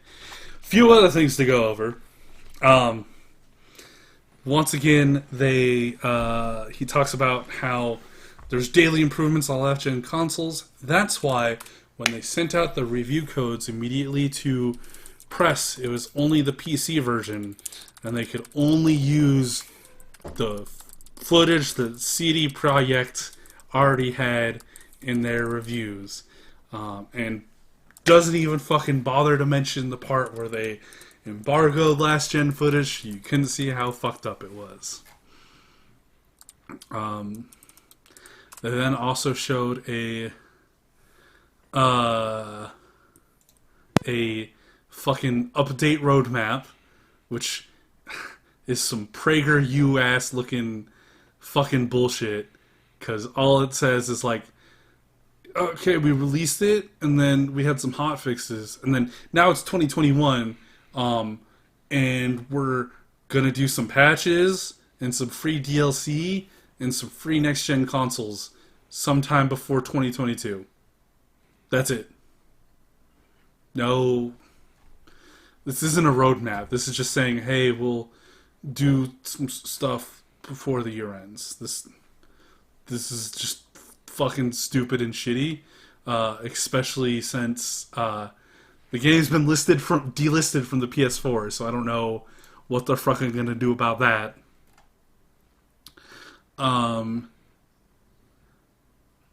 Then they go on to tell us to assure us that they're going to treat this entire situation very seriously, and they're working hard to make it right. Yeah. They also released their first non-hotfix actual patch 1.1, I guess, like a couple days ago. And a lot of PC players are kind of pissed off because in order to optimize for the newer for the older consoles, they had to like reduce like load distance, like some graphical stuff and whatever.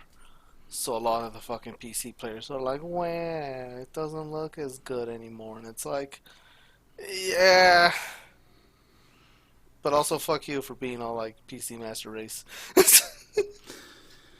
Like, God, the discussion I heard about this from people who were so uninformed. Like, when the videos first drop of like all the bugs and shit, the amount of people that were like, PC Master Race, am I right? And it's like, no, this isn't because the PC good. This is because these developers... No, not these developers. These investors were super fucking shitty and just thought that, like, hey, if we give you money, you'll make a good game in 2 years while you work 18 hours a day, 7 days a week, right? And then this shit fucking broke, and they're like, what happened? What happened? And one cool little thing that they didn't mention at all was crunch or overtime, which really shows just No, how they fucking. did mention that. Okay. When? Okay, so they talked about. Did you watch the whole video? I did watch the whole Yeah, video. so he talks about how so they didn't like apologize about having done crunch or mandatory overtime, whatever they want to fucking call it, but they did talk about how they are striving to not have to do that or to not do that again. Okay. It's like towards the end of the video. So, what am I supposed to take away from that? Oh, nothing. I'm just saying that they said it, that they mentioned it. Okay. You said they didn't mention it. Oh, okay, neato.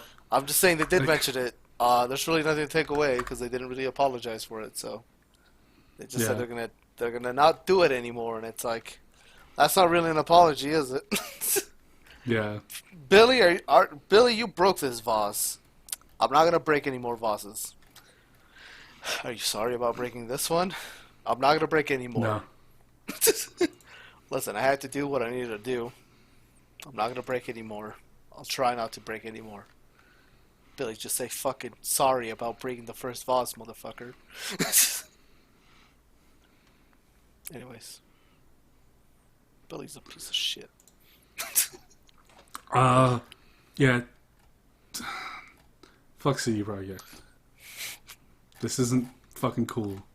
Thankfully, though, I imagine that this is probably going to be the last time that we're probably going to talk about Cyberpunk 2077. I don't foresee anything else being super shitty, because the only thing that they have planned are free stuff, so it doesn't matter if that's shitty or not because it's free. I know that they still have the multiplayer thing coming on, but if that's shitty, I don't think many people are going to be all that surprised, because fucking the base game was shitty. Why would the multiplayer be any better? So, if you're tired of talking or hearing about Cyberpunk 2077, well, at least you can always turn to this podcast, because No, because I'm also tired of hearing and talking about Cyberpunk 2077. yeah. So at least it won't be on this podcast anymore.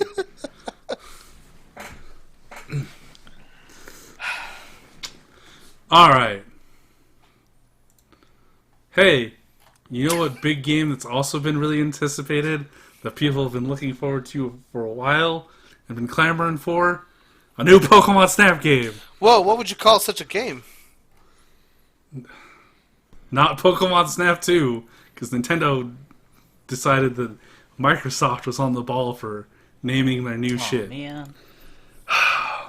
New Pokemon Snap. Not to be confused with old Pokemon Snap.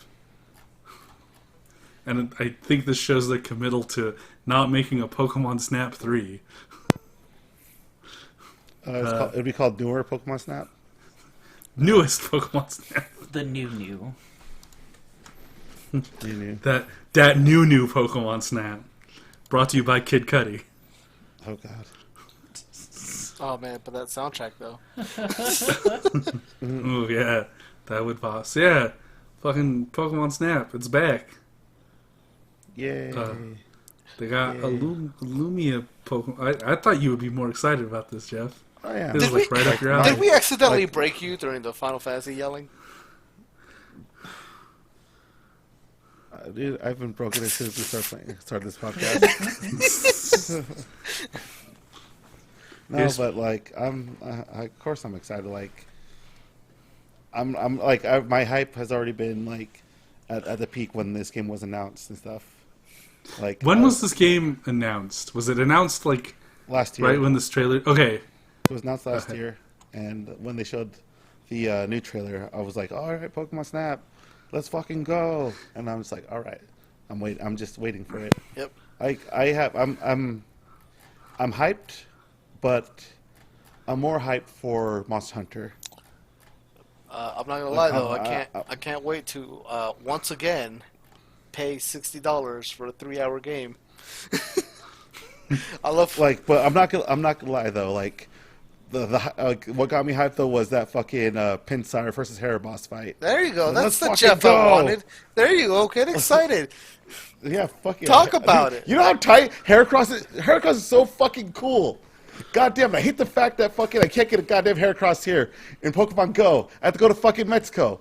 And, like, I could go see my family in Mexico. That's cool, too, but I want me a Heraboss. He's called Heraboss for a reason. Hey, Jeff, can I say something? What's up? At least you can go and come back. Oh. Yeah, breaking it down Damn, again. there he goes flexing on us again. Man, you know what Pokemon's not cool? What? Fucking Chikorita and Meganium. Meganium's awesome. Well, They put Meganium- the shittiest fucking starter on the cover of this game. You also like grass types, so like you're a little biased. I do like grass type. I am Fucking- biased towards grass types.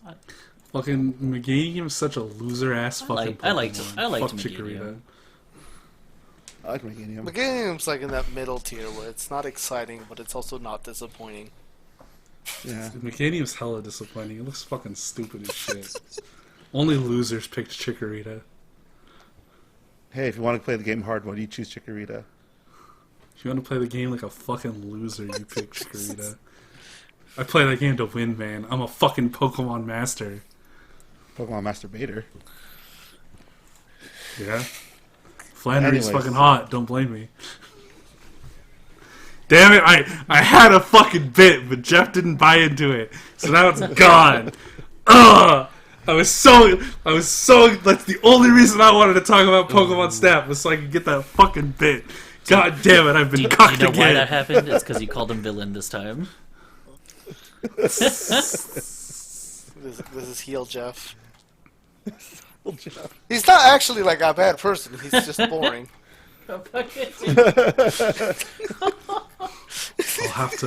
I'll have to wait for my Lamar coffee pasta later.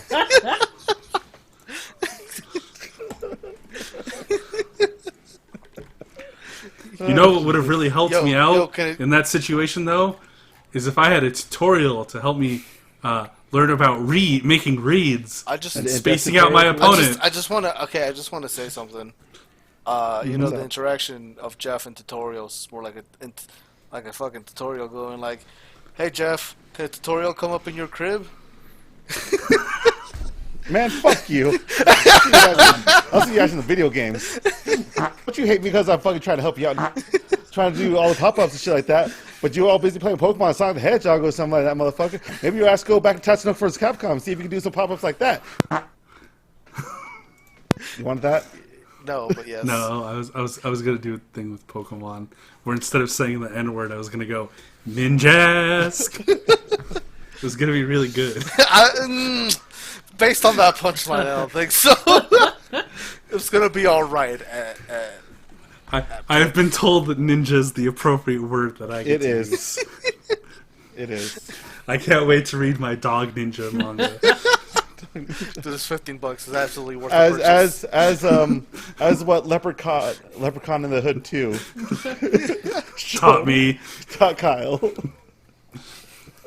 That needs to, like, honestly, people need to show Leprechaun in the Hood 2 at school. In schools, in public schools. Like this, For white people. for white people, don't say the Yeah. N-word, white people. Here are some alternatives you can say. Anyway, speaking of teaching people, Guilty Gear Strive, they haven't announced anything new or anything, but there was an article where they talked about their tutorial mode. Yeah, and Um, Arxis is pretty good at tutorials. they're not though. They're better than the others. Oh, the bar is so fucking low. Yeah, that's like, hey, the bar is 6 feet under. I heard Congratulations. I heard You're Skullgirls had a pretty good tutorial. Yeah, that's an exception at this point, though. Like, not a- would I argue wish that was even a standard. Skullgirl- I just feel like the developers of fighting games don't remember what it was like to have to like learn how to play fighting games, and that's why all of these fucking tutorials fucking suck. But anyway, they've said that they're gonna have teach players how to the best handle any given situation, ranging from maneuverability to attack to defense, knockdown, and meter management. Looks like they'll also have a traditional arcade mode, and a story mode, and a survival mode. Neat. Yeah. Yeah. Yeah. I don't think this tutorial mode's going to be any good, though. So, I'll be excited when I have a PS5. Yeah. like, It really That's kind of just how I feel about that. it launches on PS4. I don't care. Why would I? Why? well, like it like first And on foremost, PC. like for and I kind of weaned down a little bit on my stance in regards to tutorials. It really depends on like it honestly really depends on whether it sticks with the player or not, you know. Like if the tutorial if the people it depends on whether if they do get the tutorial, if they're trying to make it good, you know, because you can still show people how to do something like that and you can still fuck it up, you know. Ladies and gentlemen, this is what we call character progression. I'm real proud. Oh, Like oh, that gin hits it's hard. like for the good one or three of you that listen to this podcast, if there's a fighting game that has a good tutorial overall all around, it is up to you to make sure that you remember the character, remember your characters, all right, remember your spacing, all right, remember when to do the blocks, when to do what's Guilty Gear's gimmick thing for the stops for like Roman cancels. Roman cancels. Thank you. I don't think that Strive has a whole lot of meter management compared to Xrd. But just make sure that you guys, it's up to you guys to make sure that you stick to those fundamentals given to you so that you can be a better player. Like, I've said it once, I'm going to say it again. The main issue with fighting game tutorials is that they don't actually teach people fundamentals. It's a lot like taking standardized testing, I want to say. Like when you go into any kind of mission mode or anything, and you're fucking doing the combo, and you do that combo 10 times, but only one of them succeeds, person's going to be left going, why did that work? I don't understand. How was my timing this 10th time different than the other 9 times? And it's weird because all these fucking professional fighting game players and like even Core A Gaming, master YouTube analysts of fighting games, all love to make comparisons about how playing a fighting game is like getting into the rhythm of stuff. It's like a little bit like playing a musical instrument. And you know what a lot of musical instrument games do? So they do this thing where you can like slow down the rhythm of songs so you can get more used to it. But not a single fucking fighting game has a way to slow down combos. So you can... it's one thing to follow the rhythm. It's another thing to make your own rhythm. Fucking no! Shut up, Jeff. No, Kyle. Like, You have a preset of notes. Like, frame data already exists. yeah. You don't have to obfuscate it. Just fucking tell players how to read frame data, and let them fuck around with it. It's already there. It gets leaked like day 8 of a fighting game being released. Stop fucking obfuscating it with a bunch of shit and just let me read the frame data, fuck around with it, and then I can learn why. And what if I you can can't? learn- What if you cannot read the frame data? What if you still do not get it? Well, that's what the tutorial should do. It should explain how to read frame data. Well, what Yeah. Motherfucker, what I've if been they playing still- fighting games for like 20 years. I still don't know how to read frame data. Same here. Like, Man, it's almost like nobody's taught us how to fucking read frame data. It's really fucking weird, huh? Maybe it's so weird that this fundamental aspect of fighting game, like the very core thing that helps people understand fighting games, is so fucking obfuscated. It's really weird that nobody's just been like, hey, here's frame data, here's how to read with it, here's a way for you to mechanically fuck around with it so you understand, like, what the difference between, like, what one frame feels like compared to 7 frames, or 10 frames, or 32 frames. Are there any fighting It's- games that show frame data during the tutorials? Like, they show frame data, but they don't teach you how to fucking read it. They don't explain. Like, I don't... No matter, like, how you list it, I'm not... Like, I don't understand... Like, you can put me in a combo room, tell me how to do a combo, tell me how to do the movements, but I will never understand what the feel of a 7-frame kick is. I don't... Like, what does that feel like? Like it'd be real cool if, like, while you're, doing these attacks, your character was highlighted to show you which frames, those 7 frames are the ones where you can combo into the next thing, or the ones where you're vulnerable, or the ones where you're invincible. Bam. That's it. That's all they need to do.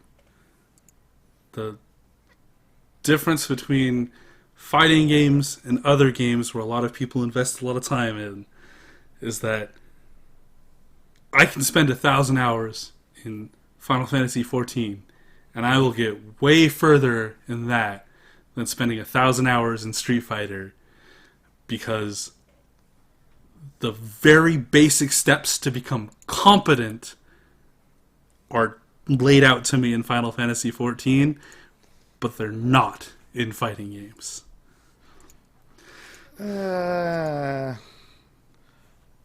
I'll agree, disagree with you. All right. Anyways, let's move Okay. on to the next news topic.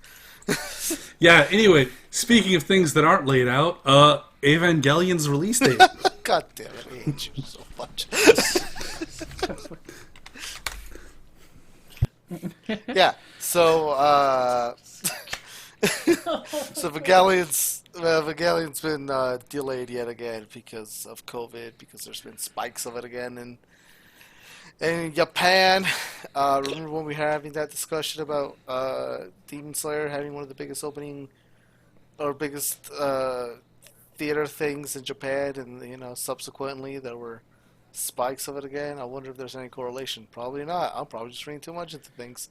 But anyways, because of that, now we can't have an actual quality film anime be up there. Instead, we just have to deal with Demon Slayer, that piece of fucking mediocre okayness, just hanging out the theaters by itself. Anyways, that's pretty much what there is to say about that. Not a whole lot to say there. We don't know when it's going to release. We know it's ready. We know that's not an issue with it. We know it's ready. It's good to go. They just don't want to release it to a sick, empty fucking theater crowd. So I'm guessing they're just gonna wait for the COVID numbers to drop before they announce another release date. Anyways, talking about other things that don't have a release date anymore. The official Rockman EX. Nice segue. Thanks. The Capcom fan game that was being worked on has officially been shut down by Capcom, which is a little out of the norm, as they don't typically shut down fan games, or at least they don't acknowledge them, and so they don't have to cancel them.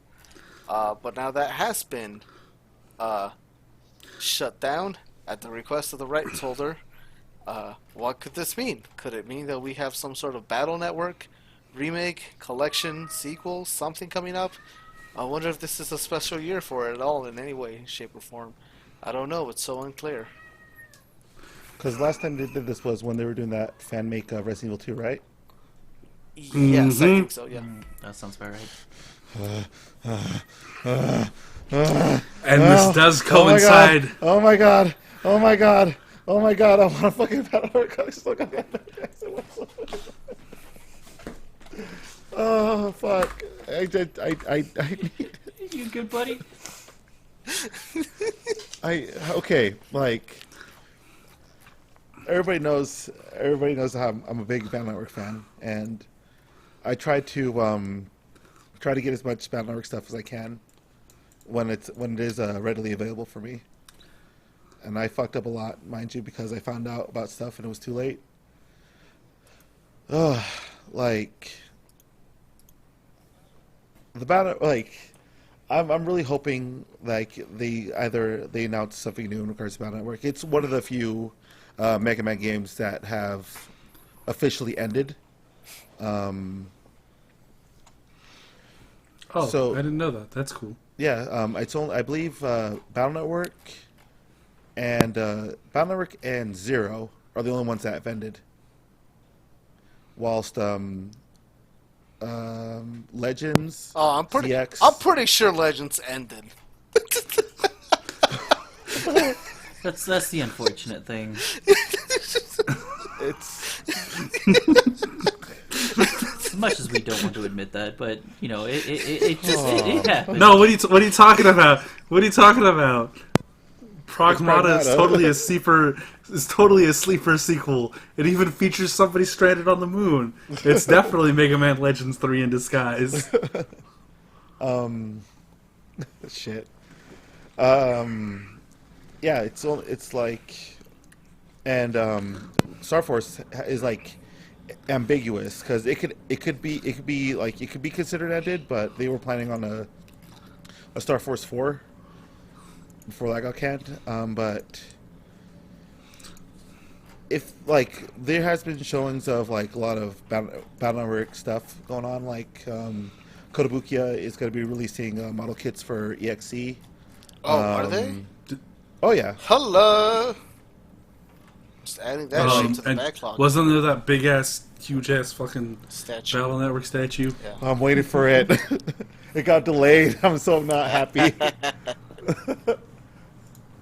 And I think Battle Network was one of the more popular series in Japan, spawning like a series as well as I believe a movie. Its own manga series where the fucking character traveled 835 times the speed of light, which is 8.9 quadrillion Machs, as I learned from Death Battle.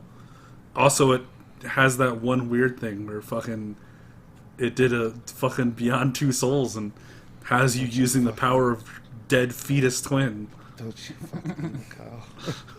Yeah, man. Don't. No matter how much you want to fucking not acknowledge it, Beyond Two Souls is just French Canadian Mega Man Battle Network. Don't fucking. You thought it was French Canadian Bleach, but it's French Canadian Mega Man Battle Network. Or maybe it's French Canadian JoJo's. I don't know anymore.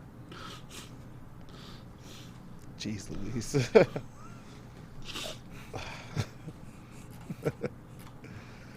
All in all, like, I'm really, honestly, like, I'm obviously excited for fucking anything Battle Network related to come out this year as it for the 25th anniversary. And like I mentioned for, like, last podcast, I will be working on making a dumb retrospective (?) about it. And hopefully, I believe Battle Network came out sometime like late winter, early spring. So hopefully we'll get an announcement then. Fingers crossed. Or anything else. He was an Onimushabale Warriors. Anyways, something else that's celebrating an anniversary. Not really. It's only 29 years since Mortal Kombat came out. But we're getting the Mortal Kombat movie, and we got the first official images of the film, featuring 40% of the screen being covered by ice, and we can see maybe Sub-Zero's ice. Yeah. We can see You Sonya see Blade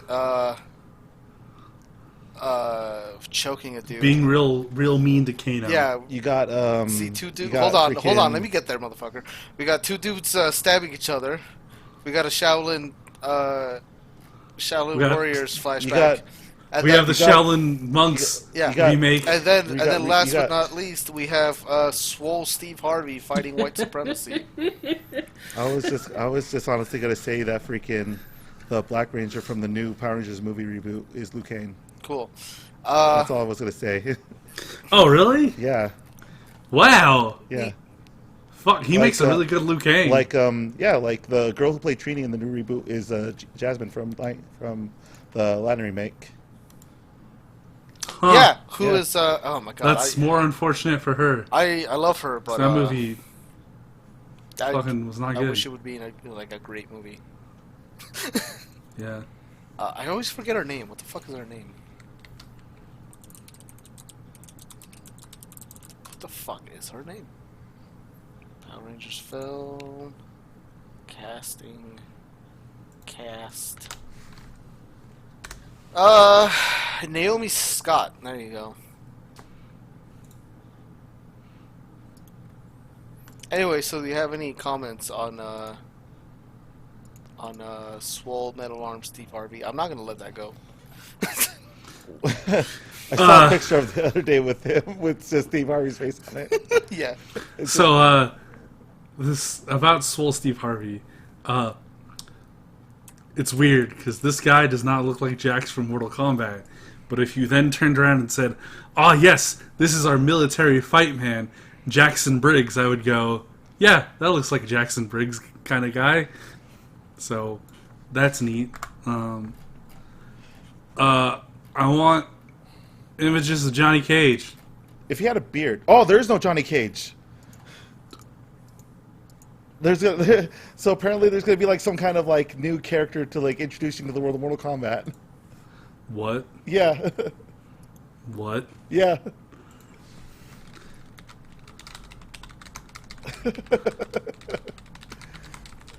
Yeah. Oh yeah. Also, the movie's What? coming out March 16th on HBO Max.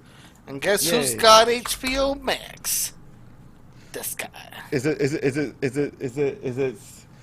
fetus themed talks? You're late. I already said this guy, and you can't see it, but I pointed at myself with my two thumbs. So you're a bit late. Yeah, I'm always a little bit late. I also did not give room to interject, so it's not your fault. Talking about not having room to interject. Hey, no, I'm still doing that research on fucking. On the Mortal Kombat thing I told you. Yeah, are you fucking for real now? Oh, hey, that guy, that Liu Kang dude, was also. Oh wait, that's a different movie. Oh, never mind. I was gonna say he was in Monster Hunter, but no, he was in a movie called Monster Hunt. Very different from Monster Hunter. Yes. Fuck this movie. This movie is already bad. Why do you It's say that? immediately Kai? bad Well, just because you don't, because there's no Johnny Cage in just it. 'cause you don't have Fuck this Johnny movie. Cage, it's fine. Johnny Cage is shit. No, it's not. Fuck you. Johnny Cage is the coolest Mortal Kombat character. They're all fucking shit.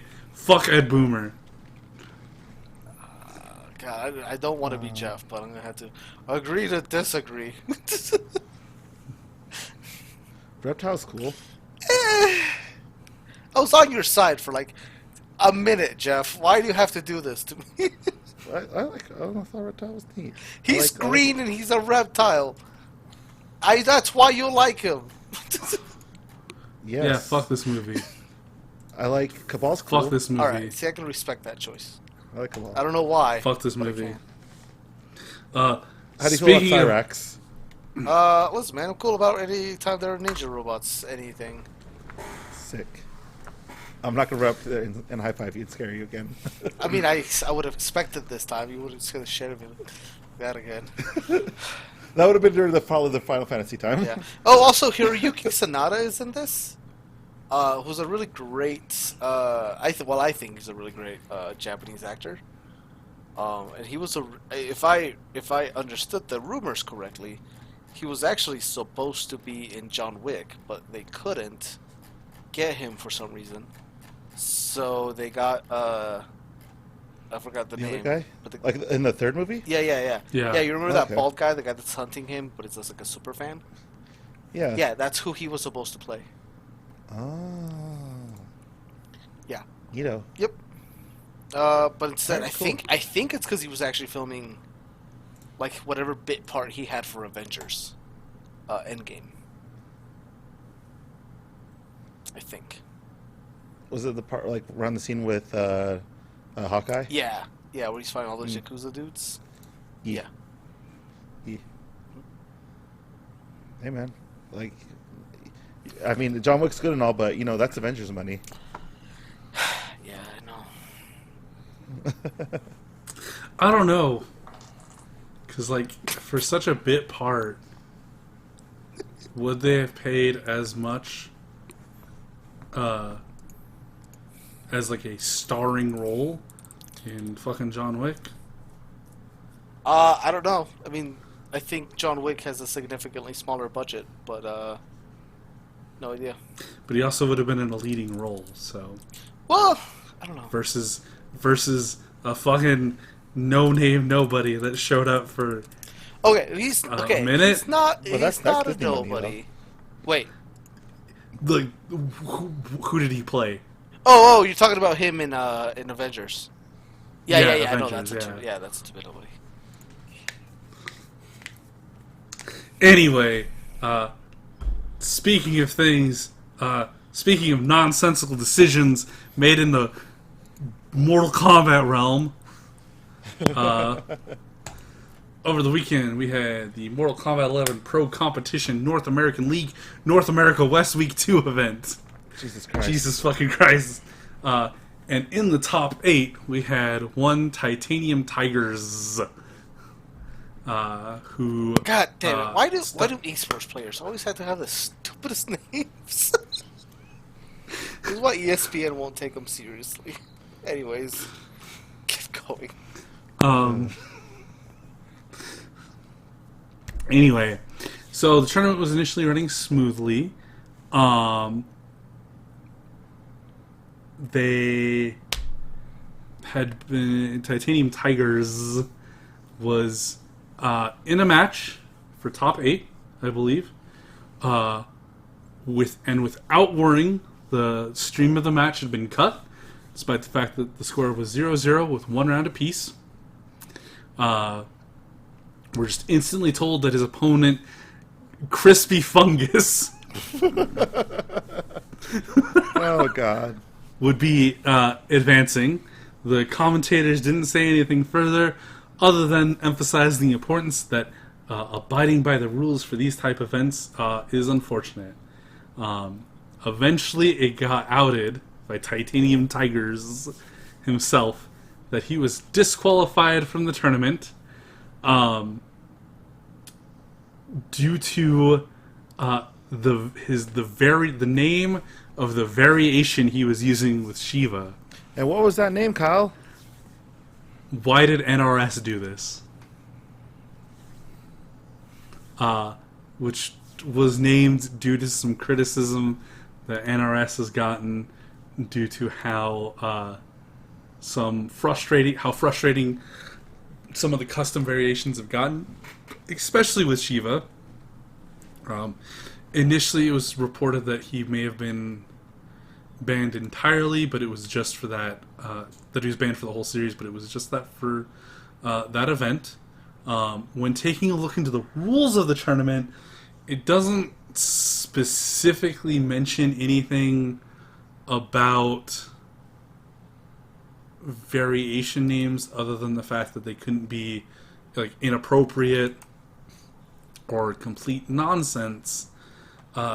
So as far as this goes, Titanium Tigers didn't actually break any of the tournament rules, other than the fact that the tournament organizers reserve the right to extend, change, exchange, or delete the rules as necessary, and that they are subject to change as determined by Intersport in its sole discretion. And NetherRealm Studios has not made any kind of comment about what's gone on down here. Now, technically speaking, this is a NetherRealm Studio tournament. They're completely within their right to ban a player from their event or series for any reason that they decide, that's they have that right. But as far as morally, this is fucking stupid. This is the stupidest fucking ban I have ever seen.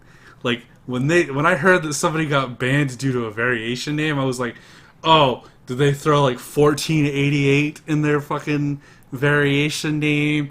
Or like long knives, or like some Nazi related thing? But a super playful jab, like, why did NRS do this? Are you fucking kidding me?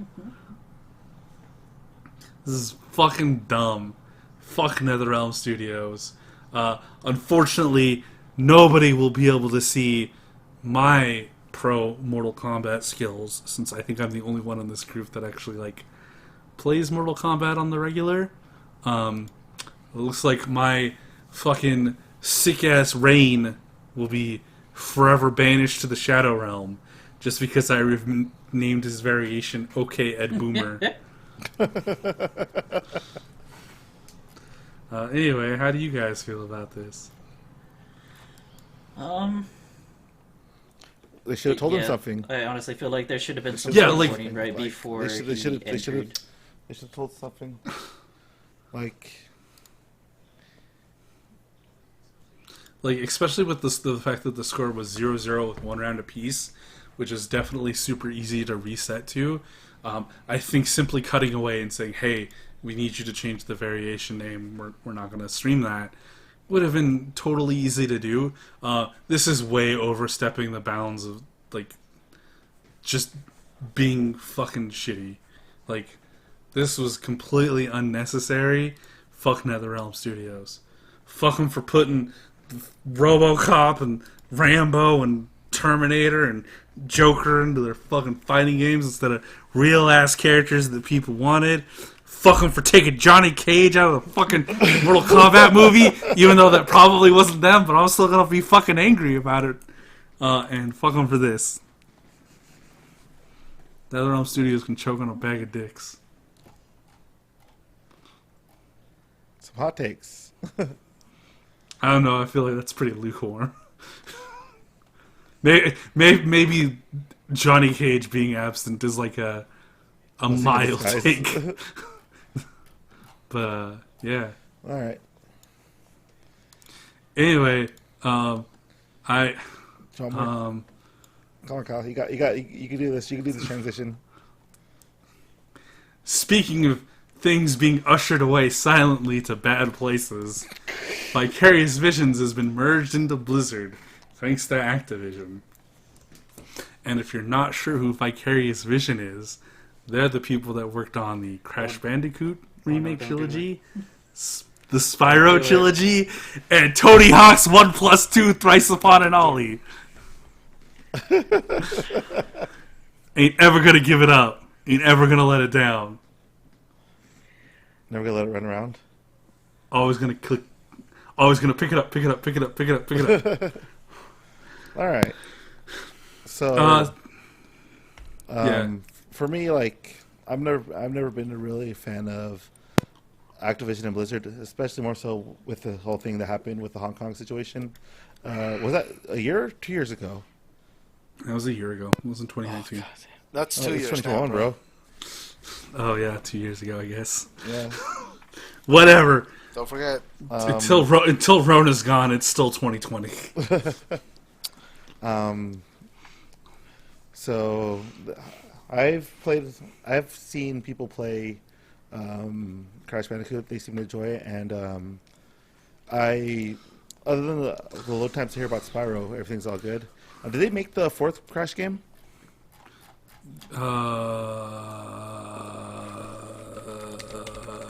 Crash 4? Yeah. No, that's Toys for Bob's. Yes. Yes, they I did. thought that was Toys for Bob. God, fucking. No. That's right. It was developed by Toys for Bob and published by Activision. Okay. So So now we question so- all of Kyle's claims about what games Yes. they worked on. Vicarious Visions definitely worked on the Crash Bandicoot remake and the Spyro remake, and they definitely worked on Tony Hawk's Pro Skater 1+2 Thrice Upon an Always. Fuck. You just fucking love saying it. You set yourself up for that one. You set that one up for yourself. You opened that door for me. You did. You literally asked me to repeat the games they I did worked not on. ask you to repeat anything. I just You kind of walked into it. doubted. Get on the skateboard, although. doubted the fuck. Get on the skateboard. They also did work on like fucking- what was it, Skylanders and Destiny 2. I am so here you were not. I'm so sorry, Marcus. Sorry to interrupt. I'm so happy you're not here for the fucking Evangelion news. I'm so happy I was able to get through that whole fucking segment without having. You're just lucky I really had to pee, and like I had to pee back when we were like 2 topics away from Guilty Gear Strive, and I'm like, fuck. It was like Cyberpunk and Guilty Gear Strive, and I'm like, fuck, I really want to talk about both of those. I can't skip out on them, so you lucked out. I did. Yeah. Oh yeah, they, and also what was it, Warriors of Rock, the Guitar Hero one, and Marvel Ultimate Alliance 2. Oh, I don't think they worked on the Spyro one. Pardon. No, look at that. My doubts are valid. Do you want me to? No, to... no, it's fine. Let's. Anywho, so like, I mean, I guess, all honestly, like, what else? Toys can for they do? Bob did the Spyro Reignited trilogy. They don't get to do anything now. They get to be ushered into the Blizzard mines to work on World of Warcraft and Overwatch 2 until their talent is eventually drained. All of the members leave, more people get funneled in, and if Vicarious Visions ever gets pulled off of doing those things, whatever team we're left is not going to be the same team that we had, because Blizzard is a shitty fucking company, and Activision is an especially shitty fucking company. Which means we won't be seeing Tony Hawk's Pro Skater 3+4. No, you're just done. You're done. I don't have a snap. I don't have like a quippy thing because I don't know what the thrice word for 4 is. Odd? No, Jeff, don't fucking feed him. Don't feel that fire. Quattro upon a kickflip? Oh, I don't know. No, shut up. Get on the board, Aldo. Just wait until next podcast when we are down a member, aka Issei Kyle.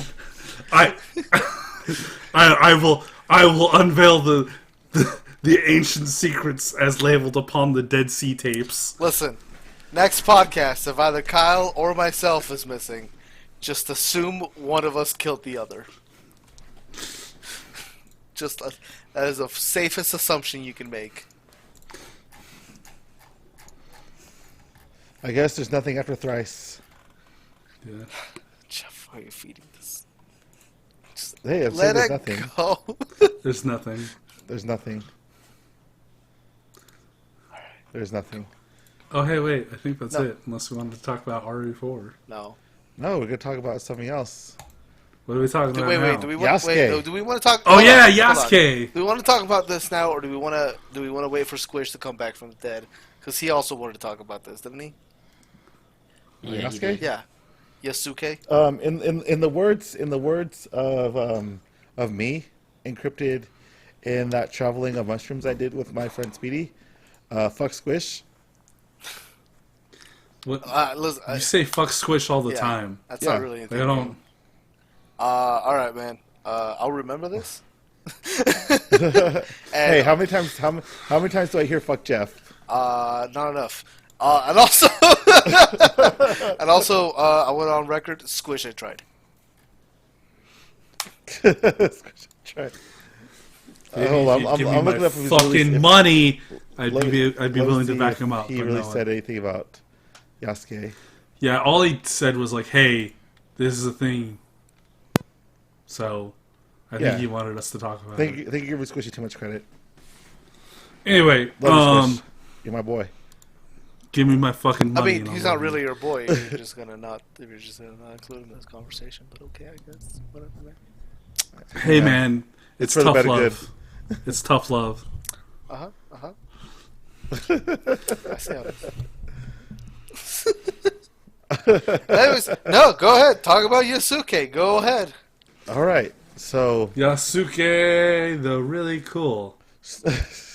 Studio Mappa, Yasakura, the beautiful. the studio behind Yasuto, believe it.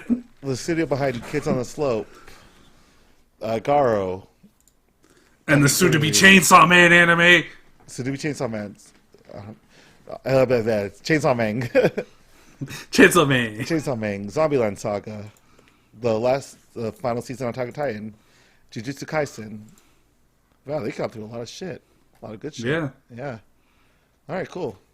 Yuri on Ice. Fuck. All right. Yeah, do you just want me to go down their fucking filmography?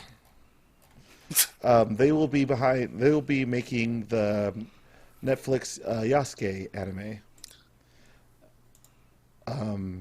They also did Dorohedoro. They did Listeners, God of High School.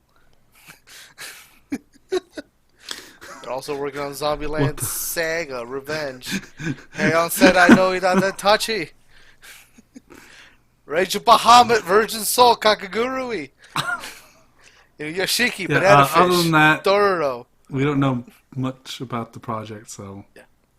But it's happening. It's going to be on Netflix, and it's going to be this year. Yep. So everybody just wait for that, for Yasuke to hang out with Nobu, and everything will be good shit. What? What? Although I'm just, What? I'm just disappointed that I came up with that like 3 years ago, and I can't use it.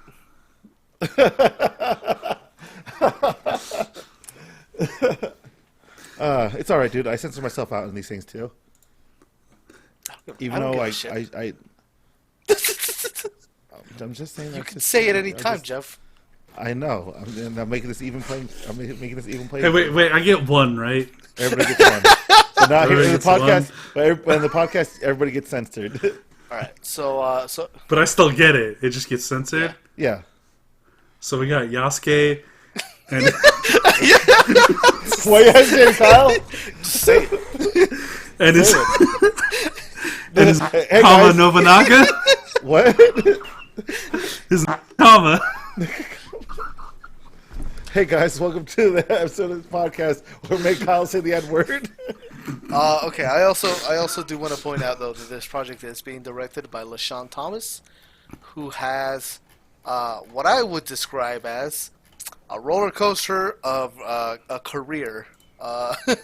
He has worked on and been included as part of stuff like Black Dynamite on Adult Swim. Yeah. The director. I don't know what he's done specifically. I think he's been an animation producer. No, so LaShawn Thomas has done quite a bit actually. He's been a producer, director, animator, artist, writer, character designer, and storyboard artist in Tokyo. Cool. But he has worked on Black Dynamite for Adult Swim, Legend of Korra, the Boondocks cartoon, Children of Ether, whatever the fuck that is.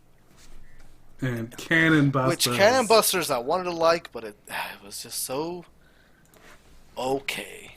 It was the most okay show I've watched in a long ass time. Yeah, I don't know what the fuck Children of Ether is either, because when you click on it, it just links back to his page. Yeah, I don't And know. then when you try to search it on Wikipedia, Yeah. it just goes back to him. Oh. Yeah, I don't know what the fuck this is. This looks like Black Naruto. But yeah, apparently. Wait. What was the name of that again? Naruto. It looks No, like what Black was it? Naruto. Oh, Children of Ether. Children of Naruto. Ether. Apparently, I didn't know this. I knew Chadwick Boseman was supposed to portray Yasuke in like a live action. Now that I said it as a joke, now I can't say it the way it's meant to be said. I know Chadwick Boseman was supposed to portray Yasuke in live action. Apparently, he was also supposed to do the voice for this. Shit. Yeah.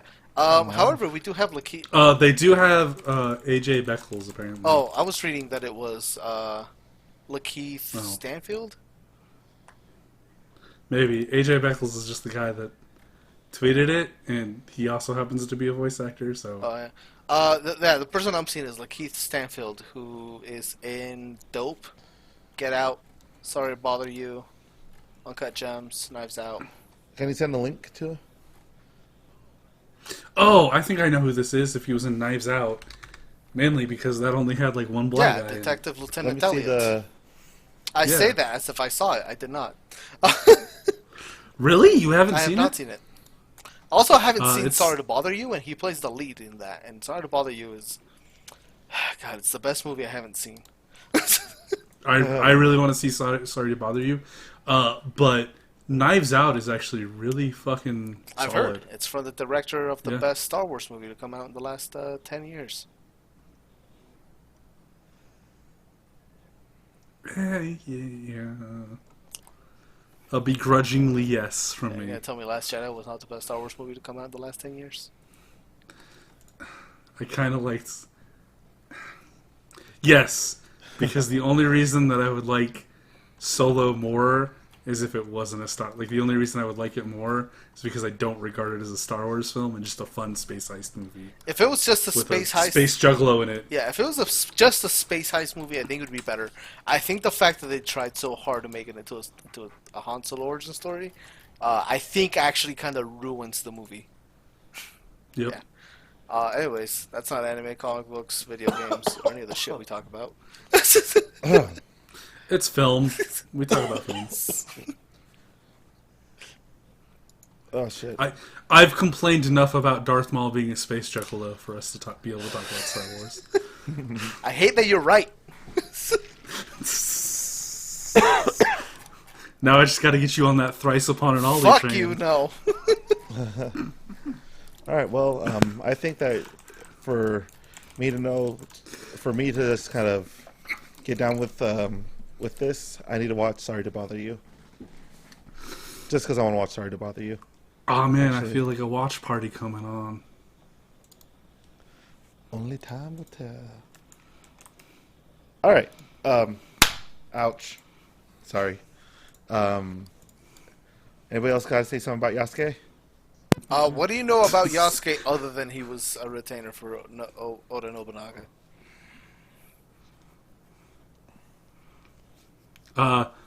He was also a black samurai.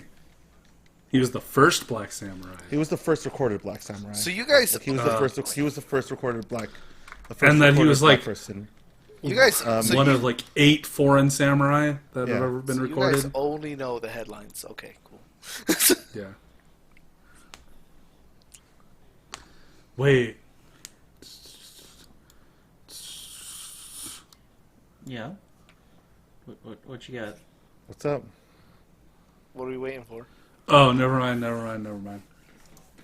I saw Batman Under the Red Hood for LaShawn Thomas, and I was like, whoa, did he work on that? And no, he just worked with somebody who worked on that on Cannon Busters. I wish Gun Busters was better. It had like really neat, like how it would be about vibes.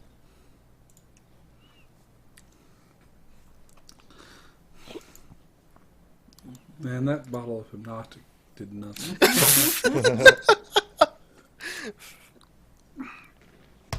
Ugh. This gin ain't doing much better. All right, doesn't sound like we have anything else to say. All right. Yeah. I can't wait for Yasuke. He's so cool. I can't wait for you to learn more about him rather than just the headlines. Look, dude. Before I didn't know he was I didn't know he was a retainer of I didn't know he was a retainer of Oda. All right, of Oda Nobunaga, until like I started playing Neo with my dad. That's really disappointing, Jeff. I'm an American. I'm a black American. You're also a weeb. If I was, and Oh my gosh. Anyways, if I was a Japanese black dude, like I'm assuming that maybe like he came over back when like religion was trying to like Eastern religion was trying to or Western religion was trying to be more of a spread thing and stuff like that. And Nobunaga was the kind of the dude that's like, hey, this seems interesting and whatnot, and try to fucking implement all of the Western cultures and shit like that into the, world or into Japan during the Sengoku period. What? Oh, Musashi Miyamoto. How come he doesn't get to be in anything? Because he's not black. Shit! Podcast over. I'm sorry. I'm sorry. I'm so sorry. I'm sorry. What? I'm not. It's not like I'm gonna go over there and beat you up or anything. No, it's not that. It's just my own moral thing. Fuck me. What do you guys look forward to this coming week? Oh Jesus. I don't know. Probably playing Horizon Zero West because I decided to play that instead of Persona. Fuck it. I'm posting that meme. I don't care. I don't care if I spoil you guys anymore. I don't fucking care anymore. You're seeing my meme that isn't even that funny, whether you guys fucking like it or not. And you're gonna get spoiled, and I don't fucking care anymore. I'm fucking done. No, goddamn it. Windows, cooperate. There we go. There you go. Looking at it. Anywho, Okay. Sure. this week. So That doesn't really all those spoil playing anything. Horizon. Episode 3, redo of a healer. And 4 probably by the time we do record. Yeah, that's true. Yeah. Kyle. 2 more episodes of WandaVision. More One Piece. And I'll probably get back on the Death Stranding train. Since I put that on pause to read fucking 500 chapters of One Piece. I don't know how I fucking did that as a fucking Jesus. I don't understand how I could read just like 300 fucking chapters of manga in like 8 hours and be like, all right, time to read 500 more. Yeah, like I said, I'm probably gonna juggle the time between Horizon and Persona. I bought a new capture card, so I'm gonna work on getting that shit set up. Oh yeah, I And, did too. Yeah. So we're gonna. Did you guys get webcams? Do you guys have I have webcams? I have a webcam. It's old. It's Oh. old at this. It's hella old at this point. I don't even know what model it is. It is a Logitech. What is your model number, sir? I still have my Logitech C920. I think is that like a little round one with like a little silver circle and like a blue light on the left side? Nope. Okay. Yours is old as fuck, man. Okay. They don't make webcams round anymore unless they're cheap. Yeah. It's all about that rectangle life now. Dude, I want that. It's so stupid. I want that little square one that they made for like recording TikToks. I don't want it to record TikToks. This is how they advertise it, and that's the one I want because it's neat looking. What's the fucking model? It's the Stream Cam. It's $170, which is bullshit. Oh my god, no! Just get a Logitech C920. They're like, mine is like fairly out of date. Yeah. But like, it's definitely gonna be cheaper than that. Yeah, it's $100 cheaper. Oh, the one I have is a C615. Oh my god. Yeah, that's the one I have.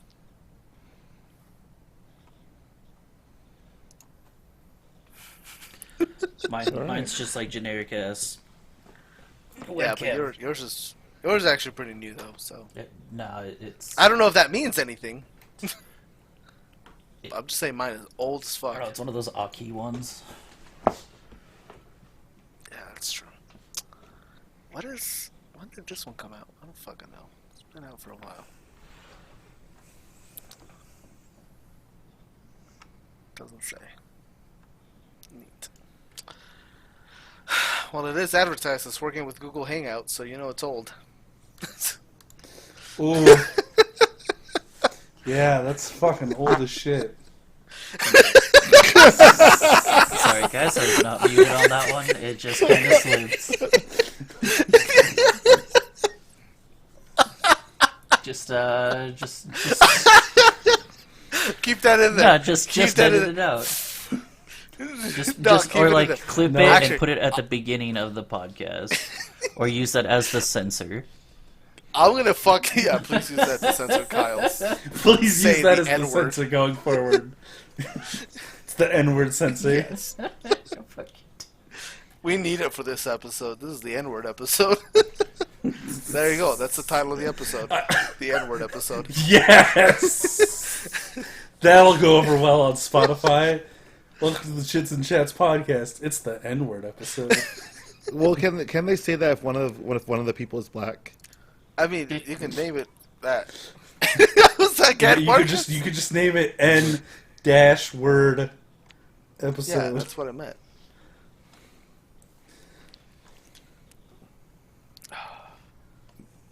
All right. Anyways, that was a good time. Yeah. My week's gonna be, as always, Breakfast with Masashi is gonna be wrapping up. Because I can't get a hold of Squishy, who's that motherfucker I need to get a hold of? If you're listening to this podcast, Squishy, we need to do more He doesn't recording fucking for listen Kingdom to this Hearts. podcast. He doesn't fucking listen to this podcast. Um, Me and you are the only ones that listen to this podcast, Jeff. yeah. And watch any of the videos on YouTube. Yeah.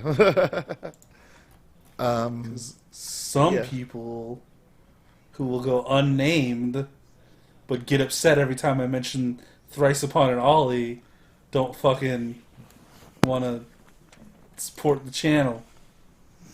You don't Says know. you. You don't Is know. it? I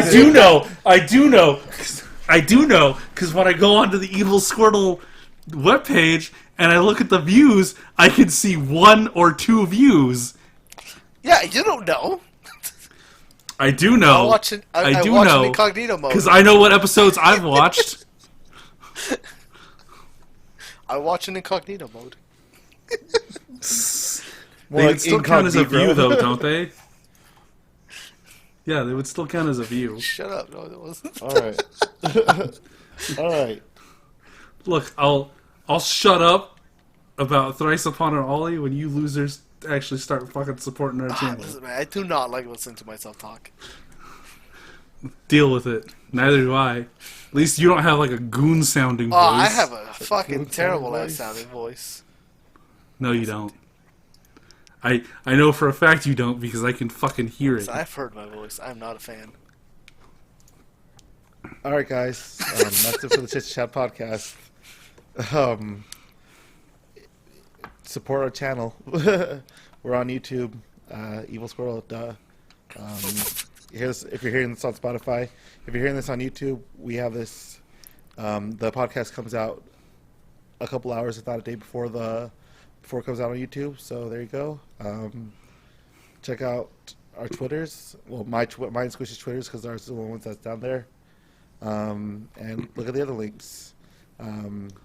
If you support us also on Evil Squirtle, please support me on Webtoon with my comic, and help us with Twitch as well. We're not everybody's cup of jam, but Cup of jam? Cup of jam. yeah, Who the Who drinks a cup of jam? This is why no one likes you'd be us. surprised. It's a cup of tea, Jeff. I think Jeff's the only one that drinks cups of jam. We're not everybody's. you just like devour the jelly right out of the jar. No, Kyle. I was just. You just With like a boba straw. Jeff has that tongue that the girls like, so he uses that to get in there and get all the jam out of the corners. Oh my God!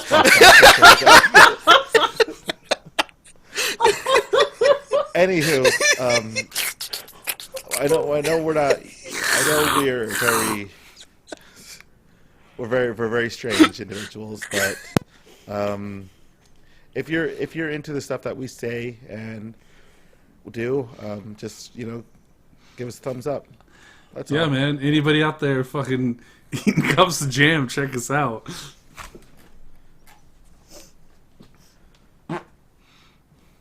damn it! Ladies, if you like what you Bye, heard, guys. That's how it you ends. like, That's how it ends. It needs to That's end how with it is, bye, that. guys. ladies, if you like what I said about Jeff, hit me up. I know I can get you on the inside. Oh God, bye, guys. Podcast over now. Yeah. Stop. More accurately, I can get him inside. Oh!